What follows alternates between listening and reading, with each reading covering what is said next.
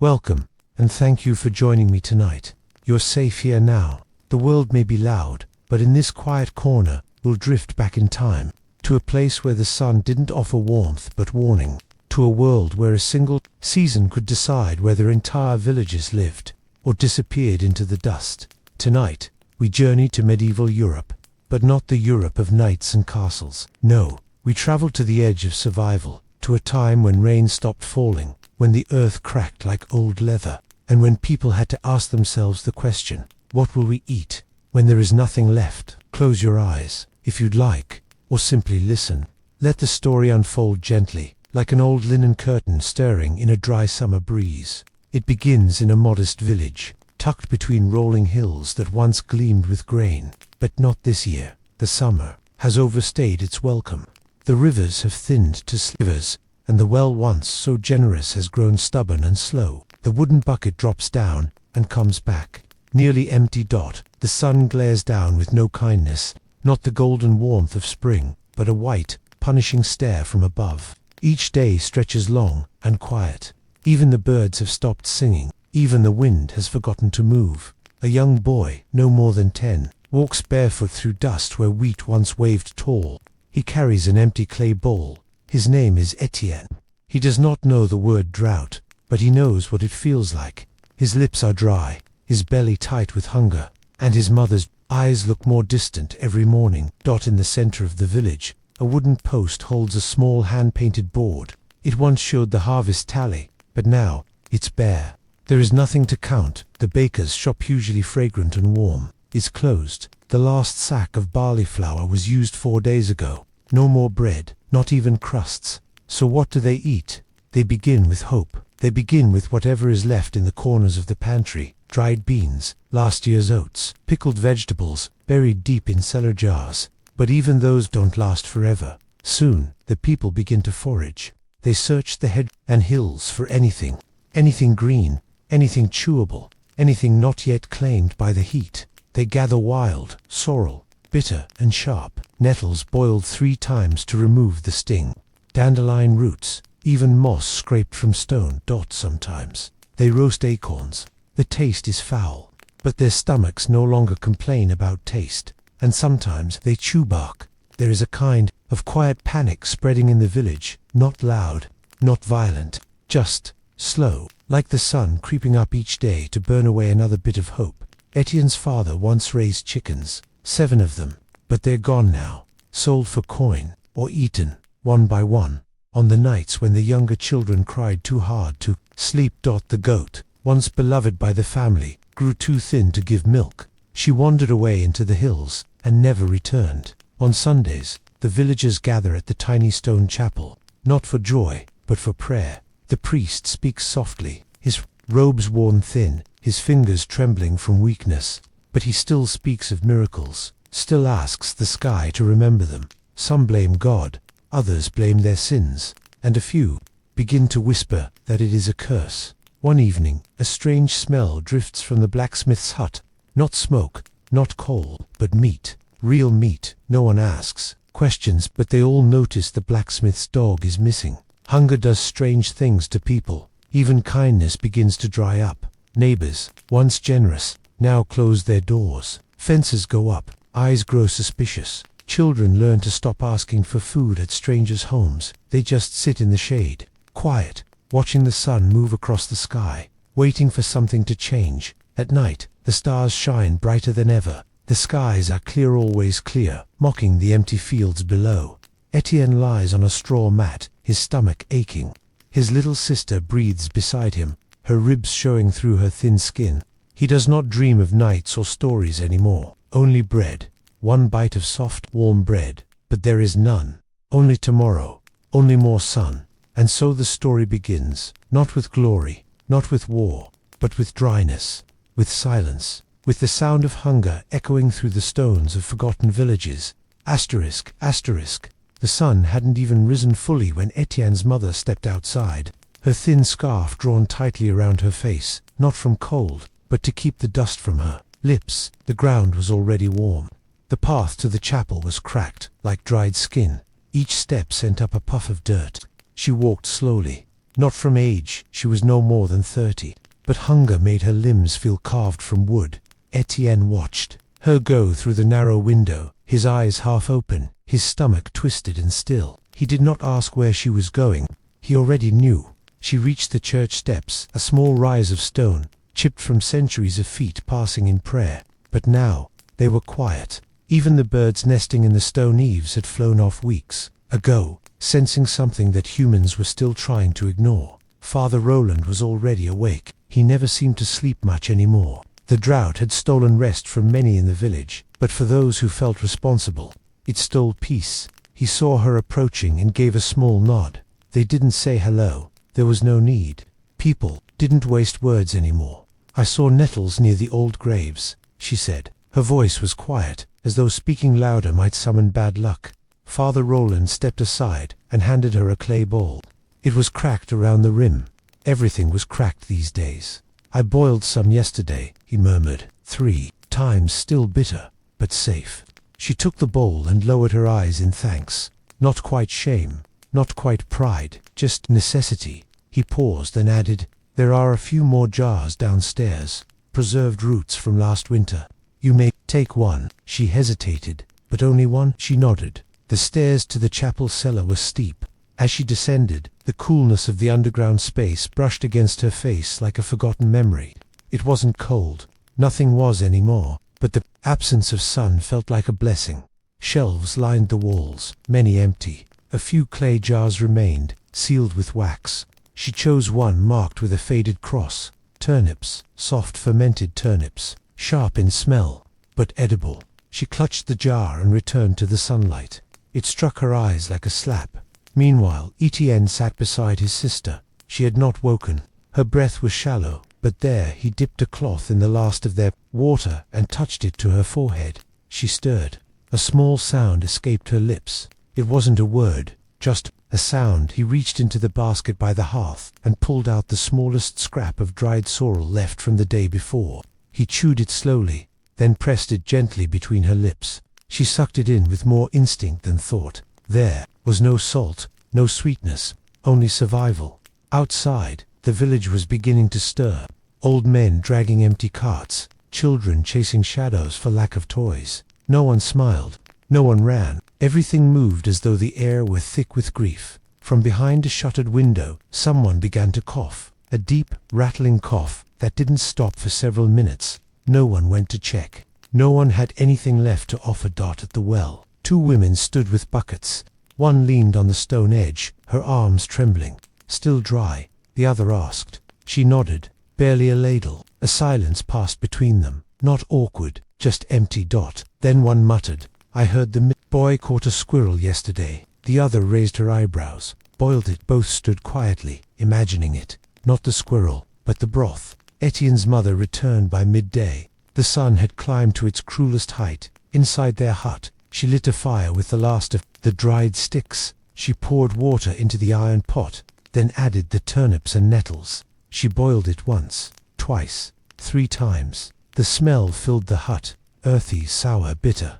But to Etienne and his sister, it was glorious. She ladled a small amount into wooden bowls. No spoons. They drank it like a blessing. It burned their mouths a little. The nettles had not been fully tamed, but it stayed down, and for a moment, the silence in the hut was not just hunger, it was relief. Later, as the light began to fade, Etienne stepped outside. The sun was finally retreating, dragging its heat like a sullen child. He looked toward the hills, where the goat had vanished weeks ago. He imagined it standing somewhere far away, among green grass that hadn't existed here in months. He didn't know whether it was real, or just something he wanted to believe.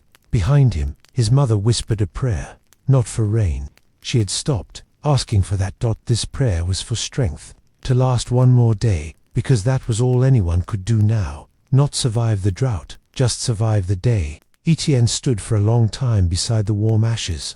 He didn't move, didn't blink, didn't breathe too deeply. There was no smell left, only heat, but that heat was enough.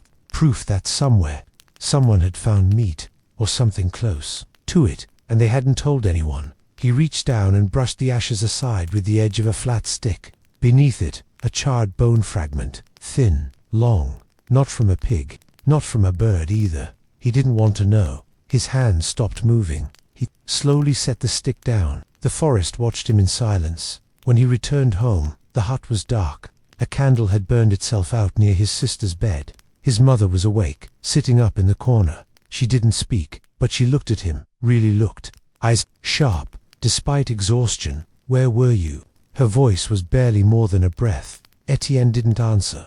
He couldn't, not yet. He sat down, his knees trembling. He suddenly felt cold. Not the kind of cold from wind, but from inside. "I found a fire," he whispered after a long pause. His mother didn't react. A fresh one, still warm.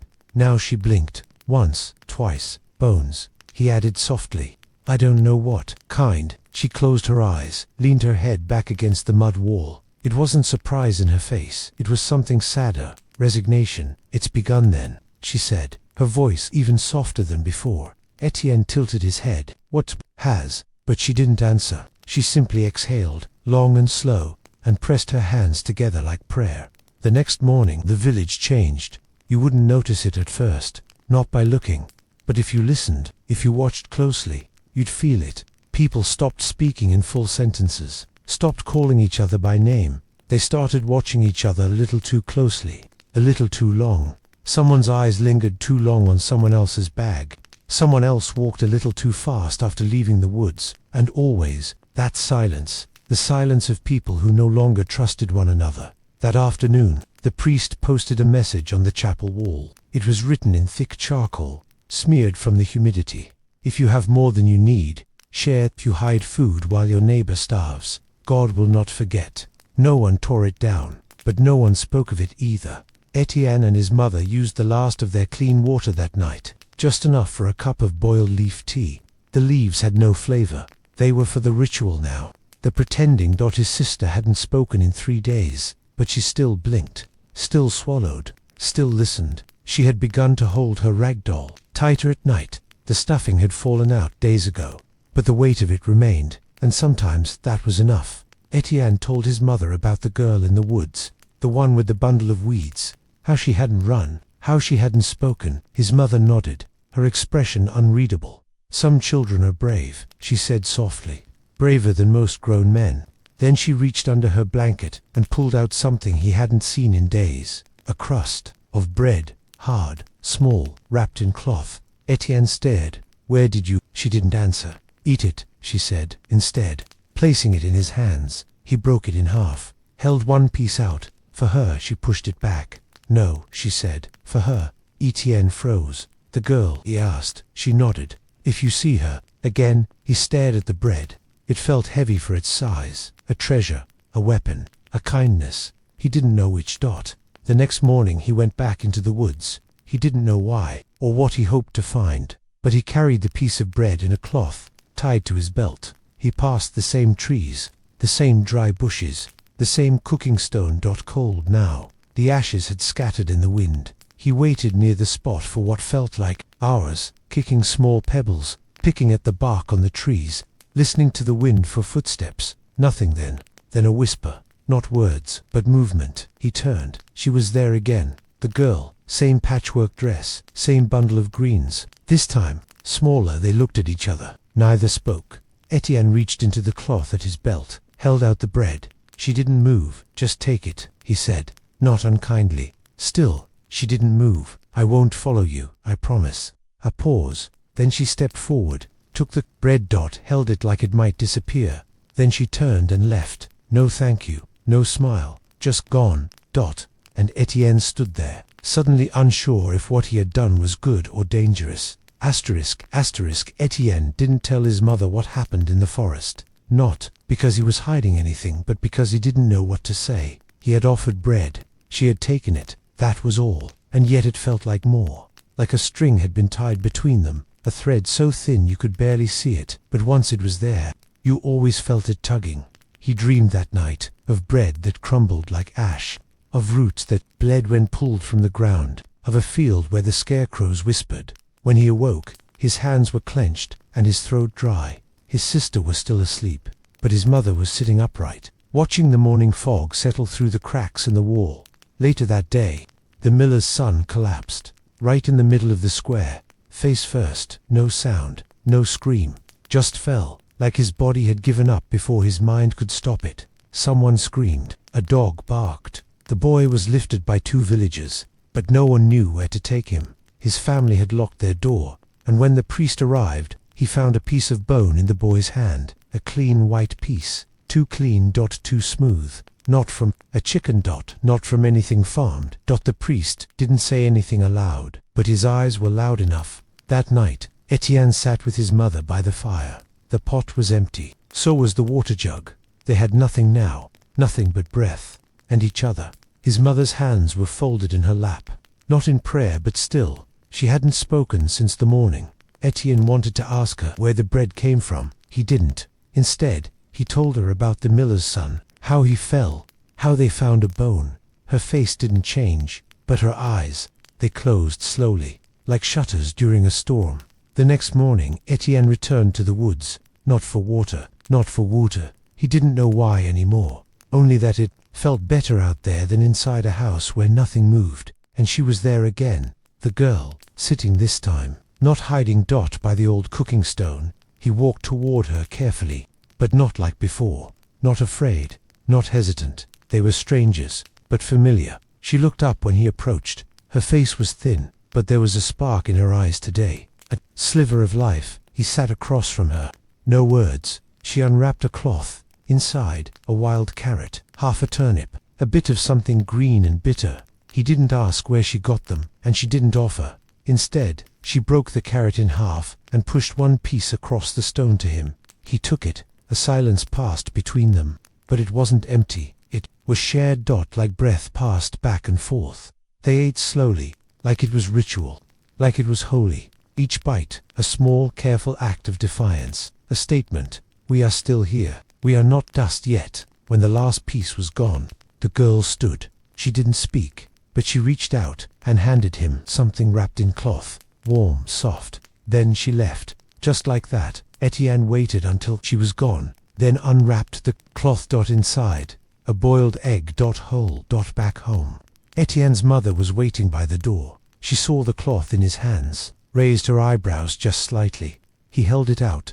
Her lips parted in surprise, but she didn't speak. He nodded toward the egg. For her, he said, pointing to his little sister. His mother took it, boiled it again to be sure, sliced it into thin pieces with a knife so dull it bent. Each of them got one bite, just one. But Etienne awoke to a sound he hadn't heard in weeks, a pan clinking against stone. It was faint, barely there, but unmistakable. Someone was cooking, not boiling, not burning. Cooking. He sat up. His mother was already at the door, listening through the cracks. Her breath held. Etienne stepped beside her. The sound was coming from the far end of the village, past the chapel, near the mill ruins. Then a second sound, the soft pop of fat in fire. Etienne's stomach twisted, not from hunger, from memory. That sound had a scent attached to it, one he hadn't smelled in many weeks. Meat, real meat, not roots, not weeds, not bark. Meat. He followed the sound through the village, keeping low, his eyes scanning doorways and windows. Others were doing the same.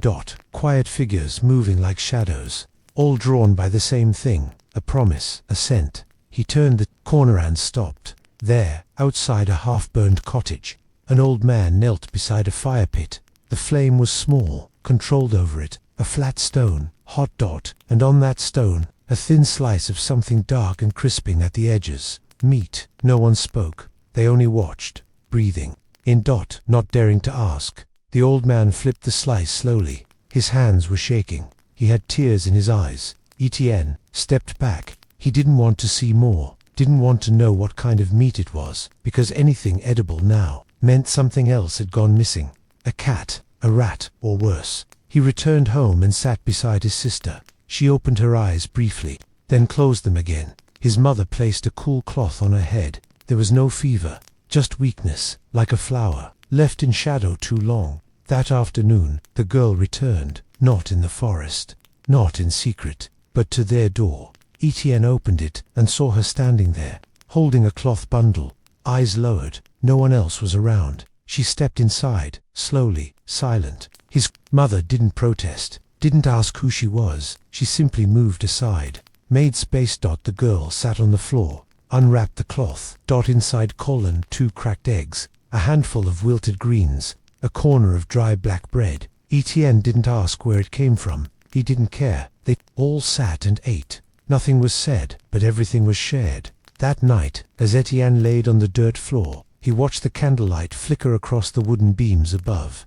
His sister was still, his mother asleep, and the girl was curled near the hearth, her hands tucked beneath her head. She looked younger now, less like a wild thing, more like a child, like him. He thought of the cracked eggshells in the corner, of the way she'd passed each piece without hesitation, of the silence between them, and how it didn't feel empty anymore. It felt full. The next day, the wind changed. It blew from the south, hot, dry. It carried dust and ash. And the scent of burning, not firewood, not meat, burning cloth, burning thatch. Etienne ran toward the smell, as did others, and when he reached the square, he stopped. The old man's cottage was ablaze. Smoke twisted into the sky, like a scream. Someone had lit it in the night, someone who'd seen him cooking, someone who had nothing, and wanted justice. Or revenge, or silence. There were no screams, only flame, only the smell. Back at the hut, Etienne sat beside the girl. They didn't speak. He handed her a crust from their shared stash. She took it, and this time, she whispered something. Only one word. Merci. He smiled, not because it was a thank you, but because it meant she still had words, still had voice, still had self. Asterisk. Smoke settled over the village for hours. It wasn't the thick kind, not enough to choke, just enough to remind everyone what silence could lead to. No one asked what had burned. No one admitted to seeing the fire start. Even the priest didn't mention it in his morning prayers. The chapel bell rang once, then quiet. The old man who had cooked meat, no one saw him again, helped his mother sweep the floor of the hut. There wasn't much to sweep, just dust and bits of dried straw, but it was something to do, something to move their hands while their stomachs sat still. The girl was still there. She hadn't said another word since Mercy, but she had brought back a small pouch tied with twine. She placed it near the hearth. Etienne opened it. Inside, berries. Shriveled, but sweet. Smelling. That his mother raised her eyebrows. Etienne looked at the girl. Well, the girl shook her head once. Not a no. Just don't ask. He nodded that afternoon. Etienne followed her, not in secret. When she left the hut, she paused, turned, then jerked her head slightly. A signal. He followed through the quiet streets, past the ruined mill, into the forest. They walked side by side, now, not as strangers, but as something else. Companions, silent ones. They reached a place Etienne hadn't seen before, a low ditch behind a fallen log, covered with moss and old cloth scraps. She knelt beside it and lifted the cloth. Underneath, a clay pot, buried halfway in the earth. She pulled it out, opened it. Inside, a thick paste, brown, gritty. It smelled odd. Fermented. Like dried apples, but mixed with something else. She dipped a finger in and licked it, then held it out to him. He hesitated, then did the same. The taste was sour, bitter but oddly filling, something like dried plum mashed with acorn meal. She took a handful of dried leaves from her satchel and folded them into little cones. Into each, she spooned the paste, wrapped it, tied it with a thread of bark. Food packets, prepared, carried, hidden. Etienne stared at her, quietly amazed. She had a system, a method, a survival. They sat on the log and shared 3 of the cones. Birds chirped somewhere far off, but otherwise the woods were silent. Etienne looked at her sideways. "What's your name?" he asked. Finally she blinked, then looked away. Was it that she couldn't remember, or didn't want to share it? After a long pause, she whispered something soft. "Elise." Etienne repeated it. "Elise." She nodded, then turned back, toward the woods. The next morning, the village well dried up. The bucket came up half full, then muddy, then empty. People gathered, silent and grim. No one said it, but everyone knew. The real hunger would begin now. Water hunger, the kind that stole voices, stole breath, stole time. Someone said the river was still running, but it was 3 days away, and the path was dangerous. Someone else said the priest was planning to leave. No one blamed him. Etienne sat with Elise beside the hearth. They shared the last of the berry, paste cones. She carefully packed the pot with moss again, tied it tight, slipped it back beneath the log. like she believed the future still existed, like someone would be there to find it. Maybe them, maybe someone else. She didn't speak, but Etienne noticed her eyes kept drifting to his sister. The little girl was thinner now, bones sharp against her skin. She hadn't cried in 2 days. Even babies knew when not to waste water. That evening, Etienne heard footsteps, fast, heavy. He peeked outside. 3 men from the village were arguing. One held a cloth sack, the other kept pointing at it. Accusing. Accusation was the new currency now. Your hunger wasn't yours anymore. It was public. It was dangerous. If you ate, you explained. If you had, you justified. And if you didn't, you were safer. Invisible. That night, Etienne watched the stars from the edge of the forest. Elise sat beside him, knees pulled up, arms wrapped around them. Neither spoke. Then she whispered, "I had a brother." Etienne turned to her. She stared straight ahead. "He went to the river, never came back." A pause. "I think he made it. I hope he did." Etienne didn't ask questions, didn't press. He only nodded once, slow and soft, because sometimes the most comforting without sunlight, not because of clouds but because of smoke. Thin, grey smoke drifted across the village, blurring edges and softening shapes. No one knew where it came from, but everyone could smell it. Bitter, sharp, not wood, not meat. Something else. Someone was burning desperation. Inside the hut, Etienne's mother was grinding something with a stone. Slow circular movements, no rhythm, no sound beyond the scrape. He stepped closer, saw what she was crushing. Tree bark. Dried, chipped, brittle as paper. She mixed it with old flour. Just a handful, and a spoon of rainwater she'd caught in a cracked cup overnight. It made a dough the color of sadness. She patted it flat, held it to the fire. It blistered, cracked.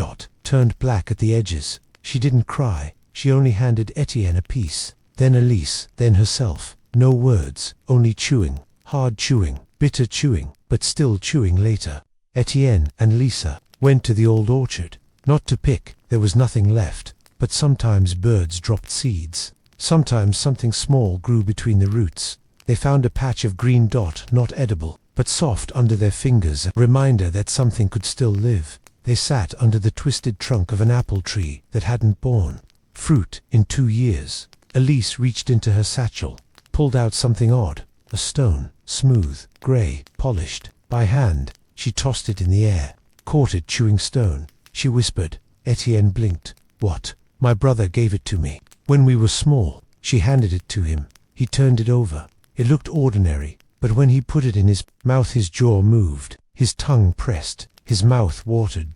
A trick. Not food. But close. He passed it back. Elise tucked it away like a jewel. That night, someone knocked on the door. A soft knock, 3 taps, then silence. His mother froze. Etienne looked through the cracks. A girl. Not Elise. Another one, thin, eyes wide, hands shaking. She held something wrapped in fabric. Etienne opened the door slowly. She looked no older than 10, and her bundle, it smelled faintly of broth. Real broth. His mother stepped forward. The girl whispered, "Please." Opened the cloth. Inside, a chunk of bone, boiled, scraped, clean, but still holding scent. Still warm. "I'll trade," the girl said. His mother hesitated, then asked, "For what?" The girl glanced around.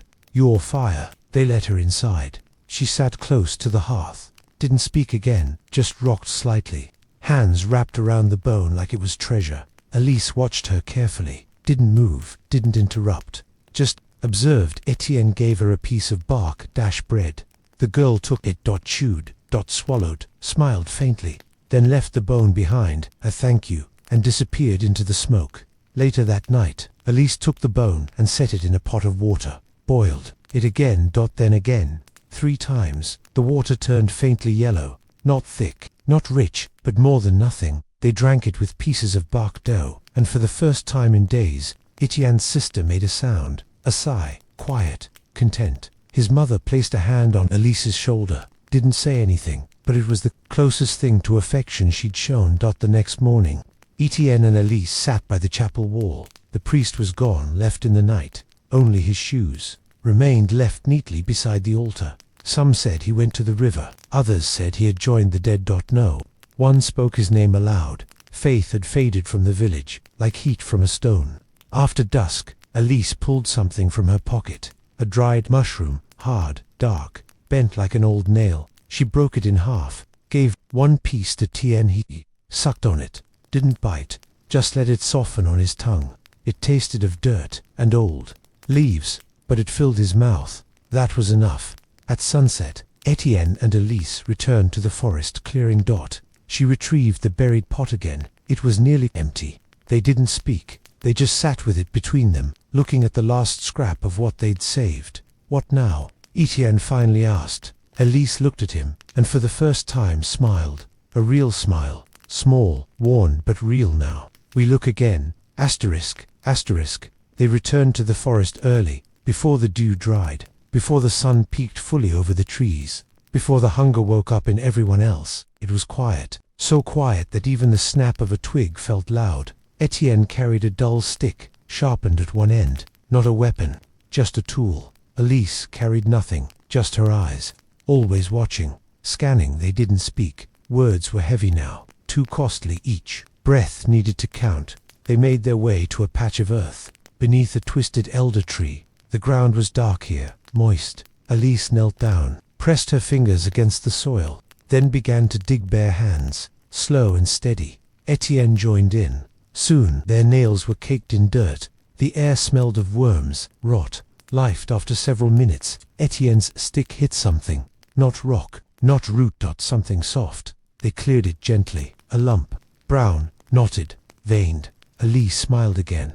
Wild tuber. It wasn't much, the size of a clenched fist, but it was food, buried treasure. They found two more before the sun rose fully, each one covered in thin roots and damp clay. They wiped them with leaves, didn't wash them. There was no water to waste. Back at the hut, Etienne's mother placed the tubers on a flat stone, heated them slowly near the fire. They sizzled faintly, softened when she cracked one open. Steam puffed out, white and fragrant, like boiled chestnut, earthy, warm. They all leaned in, breathing together, not quite joy, but close. They ate in silence. The outside crisped black, the inside pale and creamy.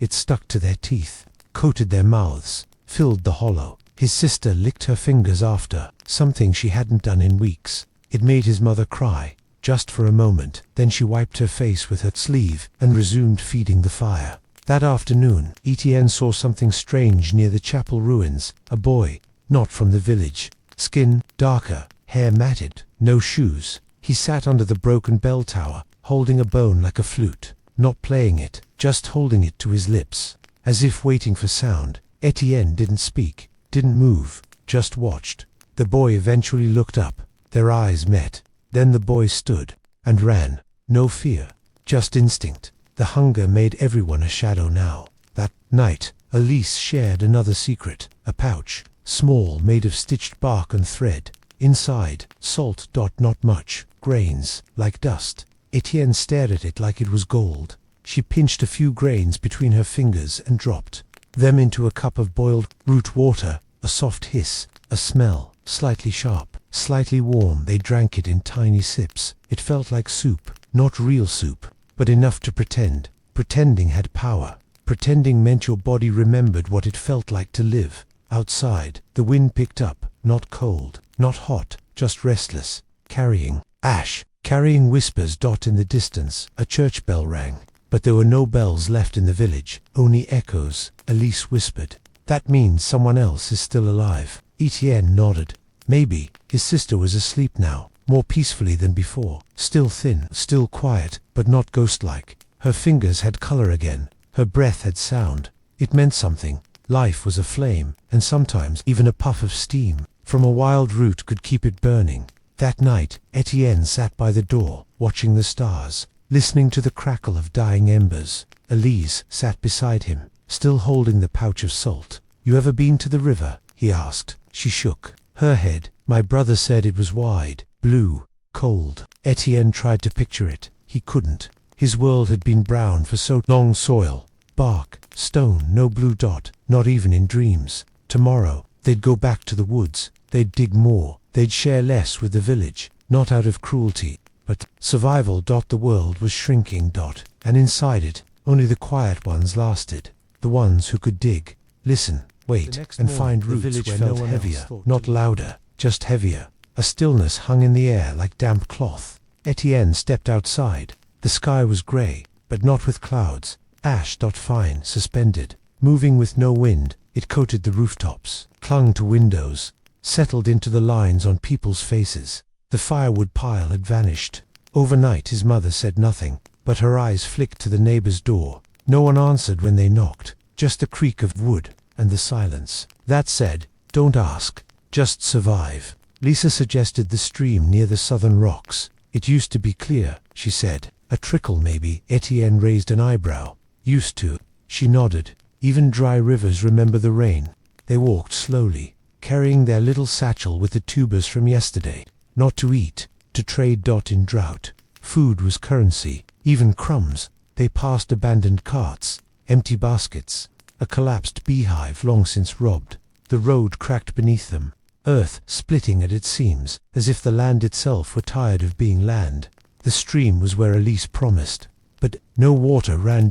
Only stones, smooth, cold, dry. Etienne knelt, picked one up, pressed it to his cheek. It smelled faintly, just faintly, of something sweet, like the ghost of rain. Elise pointed at the moss-covered rocks. Lick them, she said. He stared, then obeyed. It tasted like old water, minerals, time. They sucked the moss like children, taking in what moisture they could. Each drop felt stolen, sacred date. They didn't laugh, but they smiled, behind a fallen log. They found a bird, dead. Feathers still soft, eyes still open. It hadn't rotted yet, just ... Stopped. Etienne reached forward, then hesitated. Elise stopped him. Too soon, she whispered. Still dangerous, but she pulled a feather, tucked it behind her ear. A memory, not a meal. Back in the village, something had changed. A smell, different from the usual rot and smoke. Meat, real. Meat boiling, sizzling. It came from the hut at the far end, the one with 3 brothers. No one ever visited them. But now, the smell had a gravity. People circled, brows furrowed.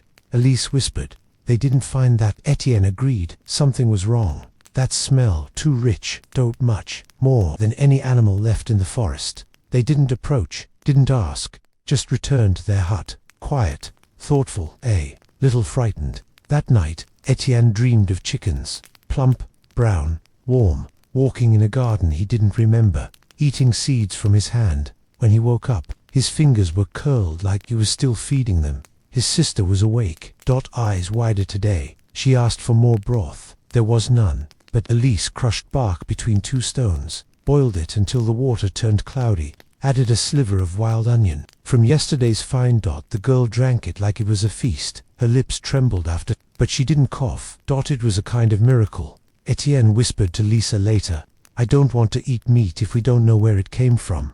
Elise nodded. "Then we find roots." The next day they returned to the stream bed, this time with small baskets woven from reeds Etienne had rescued from a drying pond. They scraped the earth under the stones, found worms, fat ones. Squirming, Elise held one up. Protein survival. They didn't eat them raw, too risky. Instead they built a fire with what little bark they had, roasted the worms until they curled and cracked. They tasted like smoke and dirt, but they filled a space. And that was enough. They didn't share this secret, not even with Etienne's mother. Some things needed to stay quiet. Some food required silence. That evening, Etienne placed the dried feather beside his sister's sleeping mat. She reached out, barely awake, and tucked it into her dress. Didn't speak, didn't need to. It was a gift and a promise that life still fluttered. Somewhere, asterisk, the days began to blur one into the next. Dust to dust, hunger to silence. Etienne marked time by counting stones, the smooth river rocks they placed outside the hut after each successful forage. Today, only one new stone. A worm day. Not a root day. Not a miracle day, but it was something. At dawn, a bell rang again, low, muffled. Wrong. There were no bells left in the village. They'd been taken, broken, melted down to trade for food, long gone. But still, the sound echoed. Etienne froze. Elise, sitting nearby, heard it too. She looked to the sky. Not a cloud, just that pale, unkind sun. They followed the sound, slowly, quietly. It led them to the old chapel ruins, a skeleton of what once held prayers. The wooden doors were gone, So were the windows, just walls and broken pews, and in the center, a rope frayed, dangling from nothing, swinging slightly in the still air. No bell, no ringer, just the echo. Etienne stepped closer. The rope moved again. Elise grabbed his arm. "No," she whispered, "not today." They turned back, but both felt the cold at their backs as they walked. When they returned, a surprise awaited. His mother had cooked something strange, soft, yellowish folded egg. Etienne asked, astonished. She shook her head. "No, it's bark, fermented, ground, beaten." She'd made a kind of flat cake, thin like paper, rubbery, but it smelled warm. They each got a piece. No more than a palmful. Etienne's sister sucked hers slowly, like candy. Elise asked how she made it. His mother smiled for the first time in days. "In the cupboard," she said, "behind the broken bowl. I forgot. It was there. Fermented bark flour, a relic, saved for a worse day." But what day was worse than now? She had used it, which meant she believed they might not need it tomorrow. That night, Etienne sat alone outside. Elise was boiling leaves, his mother mending torn cloth with bone needle and gut thread. He looked at the stars. No clouds, no wind. Then dash, a sound. Not the bell. Different, closer, crunching close steps. On dry earth. He stood, peered into the darkness. A figure, cloaked thin. Walking slowly through the village. Not stopping, not speaking, just drifting, from one hut to the next. Etienne didn't call out, didn't move, just watched. The figure paused, at the well, leaned over it. Listened, then moved on. Etienne waited until it vanished around the bend, then ran inside. "There's someone here," he whispered. Elise looked up. "So I think they're marking homes." She frowned. Mother sat up. "Did you see their face?" He shook his head. She stood, walked to the door, locked it. A lock made from bent spoon and rope, but it made her feel better. Later that night, Elise whispered to Etienne under the sleeping mat. "Do you think people are eating people?" He said nothing. His silence was enough. She nodded, closed her eyes, turned her face away. The next morning, they found a chalk mark on their door, a symbol, an X inside, a square. Etienne scraped it off with a stone before his sister could see. His mother said nothing, but her hands shook as she stirred the broth. They stayed inside that day, all of them together, as if the hut itself could protect them. They didn't speak of the mark, or the bell, or the cloaked figure. They just drank broth, looked at one another, and waited for the day to end. But near sunset, Elise stood. "I'm going out." Etienne grabbed her arm. "No." She didn't argue, just looked at him, eyes clear, expression soft. "I'll come back." And she did. Half an hour later, with a handful of bitter berries. Not ripe, not sweet, but not poison. She'd tested them once. Long ago, they stained her fingers purple. She placed a berry in Etienne's mouth. He bit it long after the berry was gone. Bitter, metallic, like chewing on stone. Etienne's tongue felt heavy, but it stayed down, didn't twist his stomach, didn't burn his throat. It was food of a kind. His sister giggled just once. A strange sound in the hut. Unexpected, like a bird chirping inside a crypt. "Your mouth is purple," she whispered. Etienne smiled without teeth. "So is yours." They mashed the rest of the berries in a bowl, mixed it with boiled bark shavings. It turned into a paste, thick, ugly, but spreadable. They smeared it on roasted roots, a bitter jam. The little sister, the quiet one, ate the most. She didn't flinch anymore, didn't cry at night, didn't ask for bread. Something had changed. Maybe it was the berries, or the fire, or the knowing that they could survive, even when the world forgot to feed them. Later that evening, Etienne heard a strange noise from outside the hut. Not footsteps, not the bell, not wind, a low hum like bees, but deeper, human. He opened the door, just a crack, saw nothing, just the darkness and the faint flicker of firelight in the far distance. Campfires. Campfires in the valley below. Too many. Too close. Elise appeared beside him, whispered, "Travelers." He shook his head. "Scavengers." At sunrise, the valley was empty again. No smoke, no voices, no campfires. But new chalk marks appeared on more doors. Different symbols this time. A triangle, a slash. No one spoke of them, but everyone noticed. At the edge of the village, someone had left bones, arranged in a pattern like letters no one could read. Elise studied them carefully, said nothing, gathered them into a cloth, and buried them near the old tree. Etienne asked why. She just said, "We shouldn't leave them for others." That afternoon, the ground cracked again, loud, like thunder from underneath. A section of the road collapsed into itself. A dry well had caved in.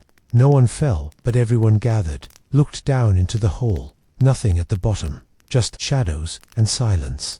Etienne had an idea. He tied a rope from torn cloth, lowered a basket into the crevice. When he pulled it back up, it held 2 mushrooms. White, thin, sickly, dash-looking. He held them up to the others. No one spoke. They waited for Elise. She sniffed them, tore a piece, rubbed it on her skin, then her lips, then waited. No reaction. An hour passed. She ate one. They boiled the second, split it 4 ways. Tiny bites, barely enough to taste, but it was warm, soft, and real. It gave them dreams that night. Etienne dreamed of their old oven, the real one in their house, before the drought. The flames inside were golden. The air smelled of cinnamon and yeast. His mother was laughing, his sister dancing. He woke up smiling, then cried quietly, face turned to the wall. In the morning he told Elise. She said she had dreamed of snow, cold, white, soft snow melting in her hands. She'd licked her palms in the dream, and tasted water. They sat outside that day, hoping to remember more dreams. Dreams fed them differently, slower, deeper. But reality was not done knocking. A man from the next village arrived by noon, barefoot, bleeding, carrying only a wooden flute. He collapsed near the well by sunset. He was dead. No one touched the flute. It stayed beside him, covered in ash. The wind picked up, and the flute played itself, a single, hollow note, again and again. Asterisk, asterisk. No one buried him, the man with the flute. He wasn't one of theirs, didn't speak their name, didn't ask for bread, so they left him. Beside the well, face turned to the sky, eyes still open, and the flute kept singing.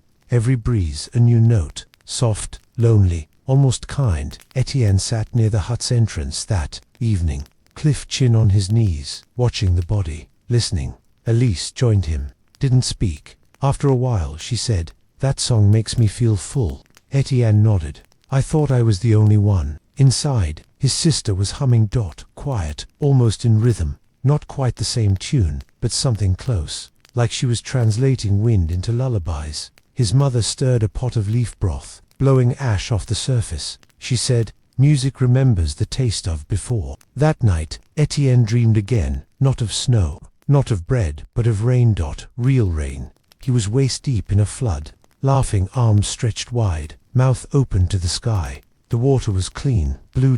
It smelled like herbs and soap and joy. He didn't want to wake up, but when he did, the hut was damp, not flooded but damp. His shirt clung to him. The air was thick, the walls sweating. He turned to Elise. "Did it rain?" She sat up slowly, touched the ground. "No, but the earth, it dreamed of it." Outside, a mist hugged the ground, low, grey, cool. People came out silently, touched the soil, pressed their fingers to their lips.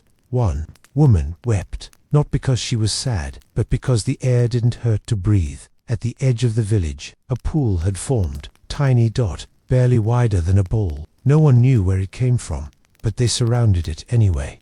Waiting, Etienne knelt first, dipped his hand. Warm. He brought it to his lips, tasted it. His eyes widened. Not sweet, not salty, just water, real, silent, alive. They took turns. No one drank too much, a sip each, a promise not to be greedy. Some collected it in leaves, others just pressed their mouths to the dirt. No one laughed, but something inside them felt closer to laughter than it had in weeks. Elise returned with a broken bowl, caught a few spoonfuls, used them to clean her sister's face, wiped her forehead, braided her hair. Water made her soft again.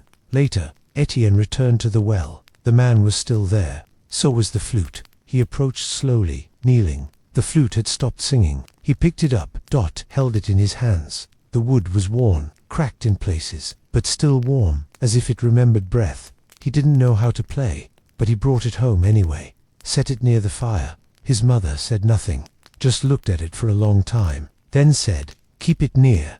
It brought the mist. That night, no dreams came, but the silence was sweeter than any dream.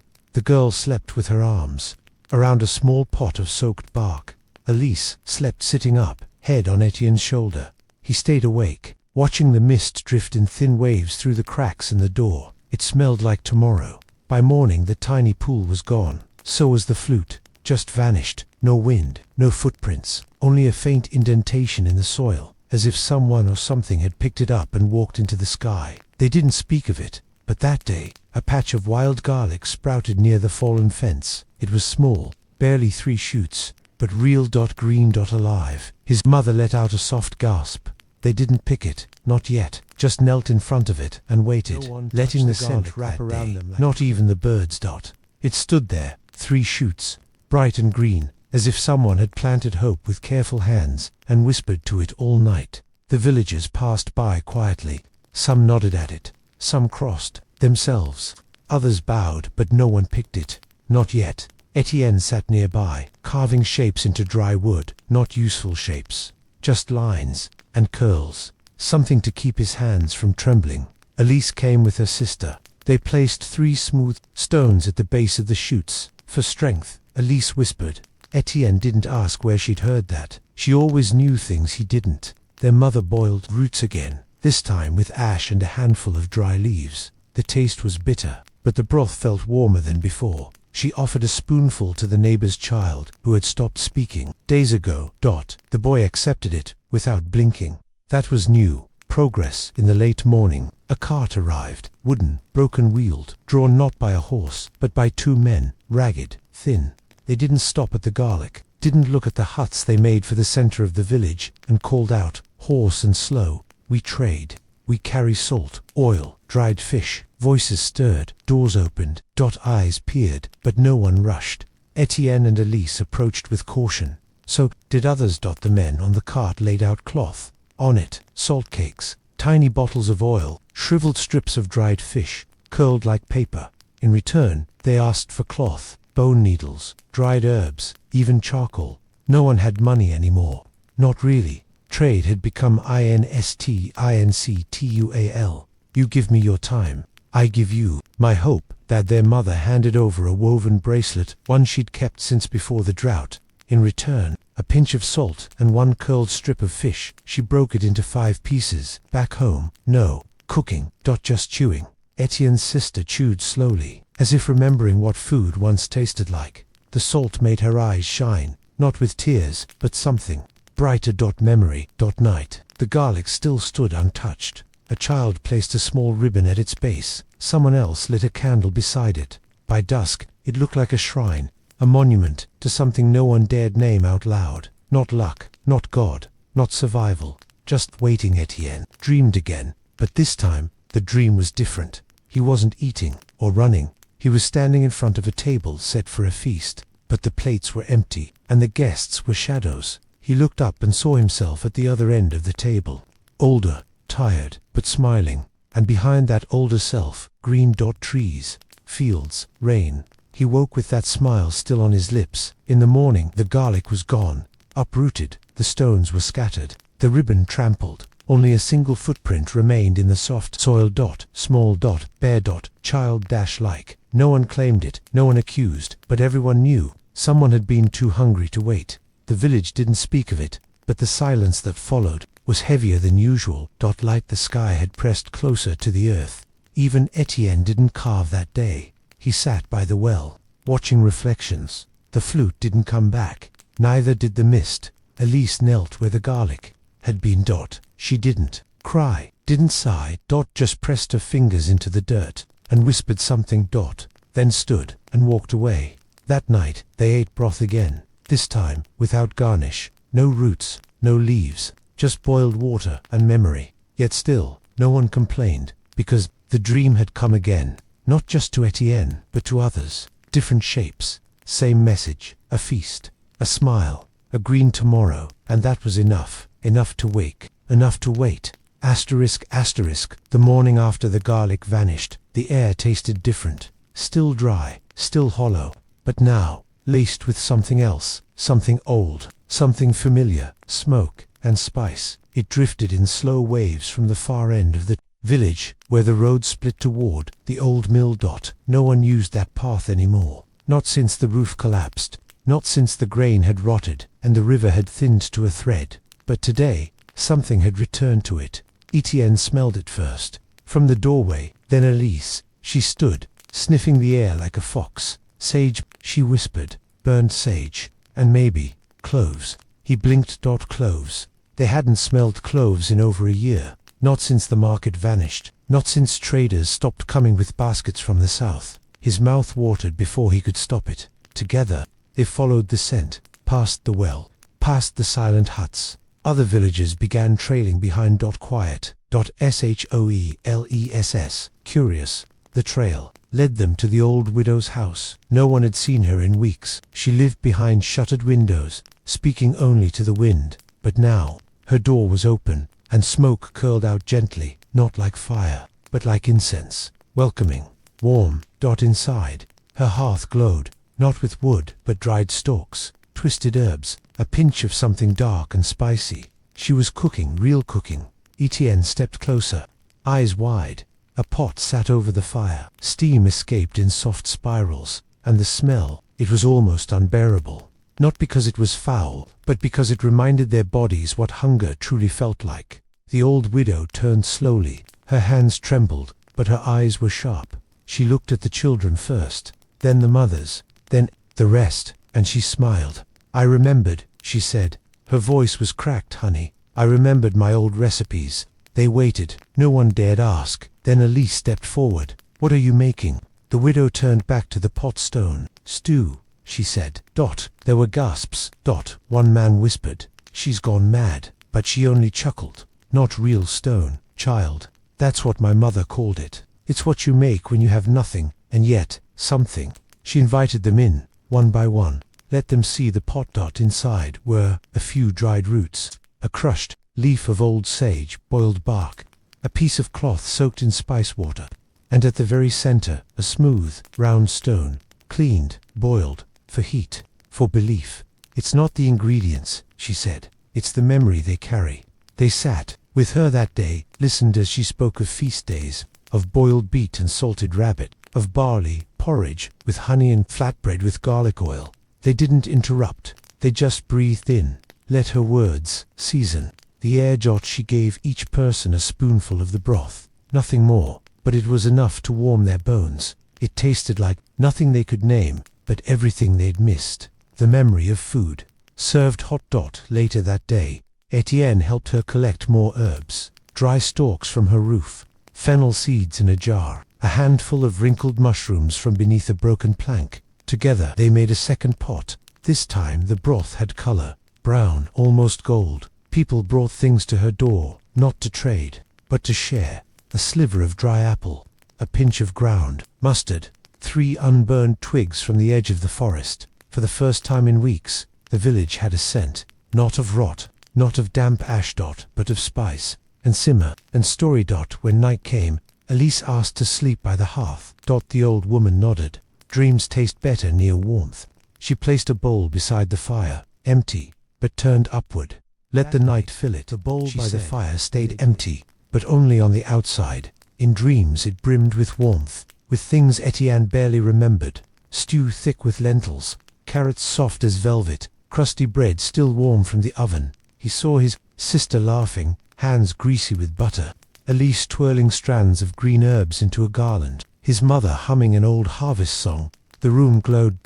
Not from fire, but from full bellies, and for a while he forgot the drought. He woke to find the bowl unchanged, still empty, still clean, but his heart felt full. And that was a kind of food, too. The village was quieter that morning, not the silence of hunger, but the stillness of reverence, as if even the wind was listening. People moved slower, not from weakness, but from care. Every step, every gesture, carried a kind of softness that hadn't been there before. Elise gathered dry flowers. She strung them into necklaces, gave one to each child who passed. It keeps the hunger away, she said. No one questioned her. They just wore them proudly, like crowns. The widow continued to stir her pot, adding only a little each day. Never enough to satisfy, but always enough to hope. They called it the never stew, because somehow it never ran out. Not really. That afternoon, Etienne sat by the door again, carving, not random lines this time, but shapes. A loaf, a leaf, a bowl. He placed them on the window ledge for the wind to see, in case it wanted to remember. 2. The children began playing again. Quiet games, no running, just drawing shapes in dust, or pretending to trade invisible apples. Sometimes their games were hungrier than they were, but they kept playing, because pretending was a kind of survival. That evening, they gathered around the hearth again. The widow told stories of the soup priest who once blessed turnips, of a festival where people threw onions into the fire to chase away famine, of a queen who wore a dress made of dried fruit skins and ate a ribbon of plum whenever she felt faint. The stories were strange, silly, but they made the children giggle, and the adults smile without showing teeth. That was rare and precious. Don't want asked for more stew. They just listened. Let the air be enough. Let the stories feed the gaps. And when they left, they bowed to the widow, like she was more than a cook, more than a memory, something between both. The next morning, Etienne found something by the doorstep, wrapped in coarse cloth, tied with twine. He unwrapped it slowly. Inside, a single slice of ash bread, crumbly, grey, dense, made from scorched grain, ground bark, and the last of someone's salt. No note, no name, just bread. He didn't eat it, not yet. He brought it to the widow. She smiled gently. "Ah," she whispered. "The first offering." Etienne blinked. "But it's just a slice." She nodded.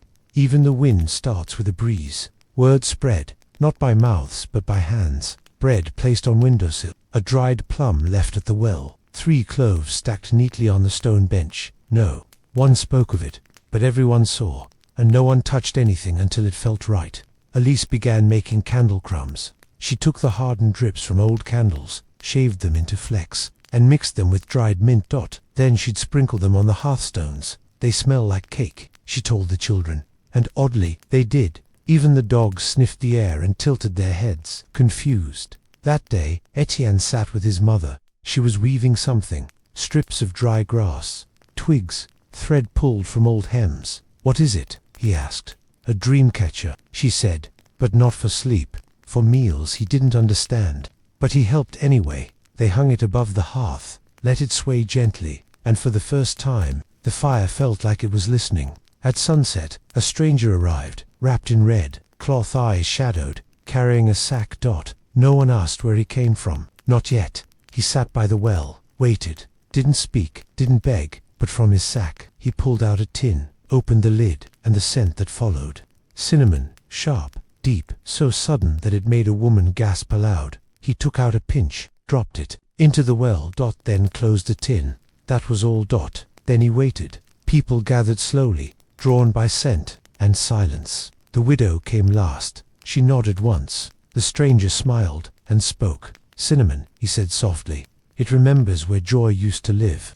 Then he stood, walked away, left the tin behind. Elise picked it up, held it like treasure. They didn't use it that night, just passed it hand to hand. Let the scent tell its story, of warm kitchens, sticky buns, spiced milk, of days where sweetness wasn't a fantasy. And somehow, as night fell, the whole village smelled like memory, and no one was starving.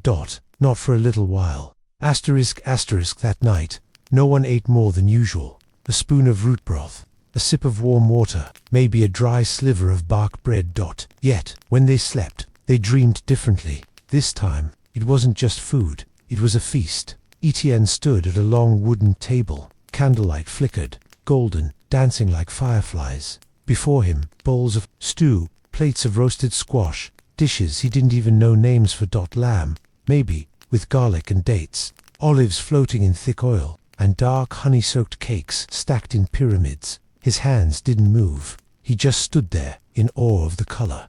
Around him were villagers, not eating, just watching, smiling, breathing in, as if the sight alone fed them. No one reached for a spoon. No one broke the bread, because somehow they all knew this wasn't for tasting. It was for remembering. He woke slowly, eyes blinking in the dim light of dawn. The window creaked open slightly. A soft wind passed through.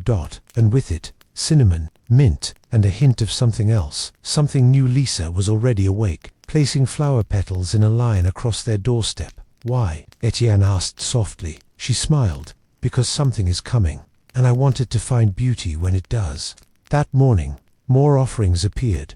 A a small bundle of crushed lentils, a painted rock, a tooth of garlic wrapped in blue thread. Still, no one took them. They just added, more gently, like setting memories back on a shelf. After dusting them off, the widow invited Etienne inside. Her fire was low, but the scent, richer now, more complex. "What is that?" he asked. She stirred slowly. "Juniper, and something someone gave me long ago. Dried orange peel." Etienne blinked. "But that's sweet." She nodded. "Sometimes you feed the heart, not the belly." They didn't drink it, just let it warm the room. Let it rise like a hymn that evening. The village gathered without plan by the well, near the stones. Around the unlit fire pit, no one spoke first. Then Elise did. "Do you think," she said softly, "that if we all dreamed the same feast, it would come?" There was no answer, just quiet. Then an old man laughed, only once, but it echoed. That'd be some feast. And for once, no one rolled their eyes. They smiled, because dreaming together felt more powerful than eating alone. Etienne took a stone, flat, smooth. He scratched a plate onto it, just an outline, then placed it on the center. Stone, the others followed. Someone drew spoons, someone else, grapes, another, a chicken leg dot. It looked like nothing, and everything. A feast carved from rock, a table for those who could wait. That night, no one lit a fire, not out of fear, but respect. They let the stars do the warming, let the quiet do the cooking, and in their sleep, they didn't just see the table again. This time, they sat at it, held hands, laughed, but still, they didn't eat. They just dreamed, and it was enough. It was just before dawn when the dogs didn't bark, the chickens didn't stir, the wind didn't speak, and yet someone had come, not through the gate, not down the main path, but through the places between things. The narrow gap behind the widow's hut, the space under the crooked fence, the hush between two heartbeats. No one saw the visitor arrive, but in the morning they knew she had been there. Etienne found the first sign, a bowl, perfectly round, made of ash and straw, resting on their doorstep. Inside it, a single plum, dark, soft, unwrinkled. It was warm, as if someone had cupped it in their hands for a very long time. He called for Elise. She stared at it, eyes wide. Did someone leave it for us?" Etienne shook his head. "No one walks that quiet." They both glanced around. The wind was holding its breath. All over the village, others found signs by the well, a ring of salt, shaped like the sun near the widow's hearth, a flatbread, folded like a letter. Outside the baker's ruins, a row of clove buds, arranged in a spiral dot. No footprints, no sound, just gifts, and something else. Something felt. The widow was the first to speak aloud. "She's come," she whispered. "The one we used to call the empty lady." The name sent a shiver down Etienne's arms. He'd heard it once, when he was little Dot in a story too old for children, of a woman who walked during droughts, not to eat, but to remind Dot to leave food, not for the belly but for the soul. "She walks where there's silence," the widow said, "and gives where there is still waiting." No one touched the gifts that day, not out of fear but reverence. Instead, they added to them a button, a petal, a carved acorn. One by one, the villagers placed tiny tokens beside the offerings, not to claim them, but to answer them. As the sun rose higher, the plum began to hum, not with sound, but with memory. Etienne held it in his hands and felt his grandmother's garden, the sun-warmed soil, the clumsy laughter of chasing bees through vines. His eyes welled up, but he did not cry. He only held it tighter. That evening, the widow lit a candle. Only one, but it didn't flicker. It burned tall and straight, as if wind and doubt had stepped aside. The children gathered around, and for the first time in many nights, the widow sang not a story, not a prayer, a lullaby, old, thin as mist, but sweet. And as the song floated through the air, the villagers brought bowls, empty ones, not to be filled, but to listen. They placed them in a still burned, not just a stub, but tall, strong, unchanged. No wax had melted. The flame hadn't dimmed. It stood like a sentinel in the center of the village's stones, a single golden thread, tethering silence to hope. The villagers gathered slowly, not because they were called, but because the flame waited. It had become something more than light, more than heat. It had become the heart of the village, and hearts bring people closer. The widow approached first. She didn't speak. She didn't bow. She just held out her hand to the flame, not close enough to burn, but close enough to feel its listening. It flickered once, not in warning, but in reply. She smiled, stepped back. Others followed. Some whispered memories. Others hummed fragments of songs. A child offered a dried blueberry and placed it gently at the candle's base. The candle didn't consume it. It simply glowed. Brighter. Elise whispered a secret, a dream she'd never told anyone, of a soup so thick she once thought she could walk across it. The flame leaned slightly toward her, and she laughed, covering her mouth with her hands. The villagers laughed too, not loudly, just enough, just human. Etienne approached last. He placed the plum beside the flame. It warmed again, and this time he saw a flicker inside it, a flash of orchard green. He said nothing, but the candle knew, and that was enough. That day the air changed, not cooler, not wetter, just different. Lighter. Like someone had cracked open a window in a house sealed for years. The birds returned first. To finches, perched on the well. They didn't sing, but they looked as if they were checking, as if they remembered this place and maybe missed it. The wind came next, not cold, not harsh. Just playful. It tossed petals, tickled hair, spun a single leaf in a circle round Etienne's feet, then darted off, like a child inviting a game. That night they gathered again, not to eat, not to pray, just to be together. The candle still burned. And now they placed their offerings in a ring round it. Not food anymore, but fragments of story. A scrap of a lullaby written on bark, a thimble once used to stitch bread sacks, a spoon carved from a tree that never bore fruit. Each item hummed softly in the firelight. A chorus of silence. No one asked for rain, no one begged for food. They only whispered, "We remember." And the candle nodded, its flame bending with grace. That night, Etienne didn't sleep. He sat by the candle. Alone, awake, listening. He didn't hear footsteps, or whispers, or miracles. Only the sound of a world holding its breath, and that, somehow, was comforting. Just before sunrise, Etienne heard it.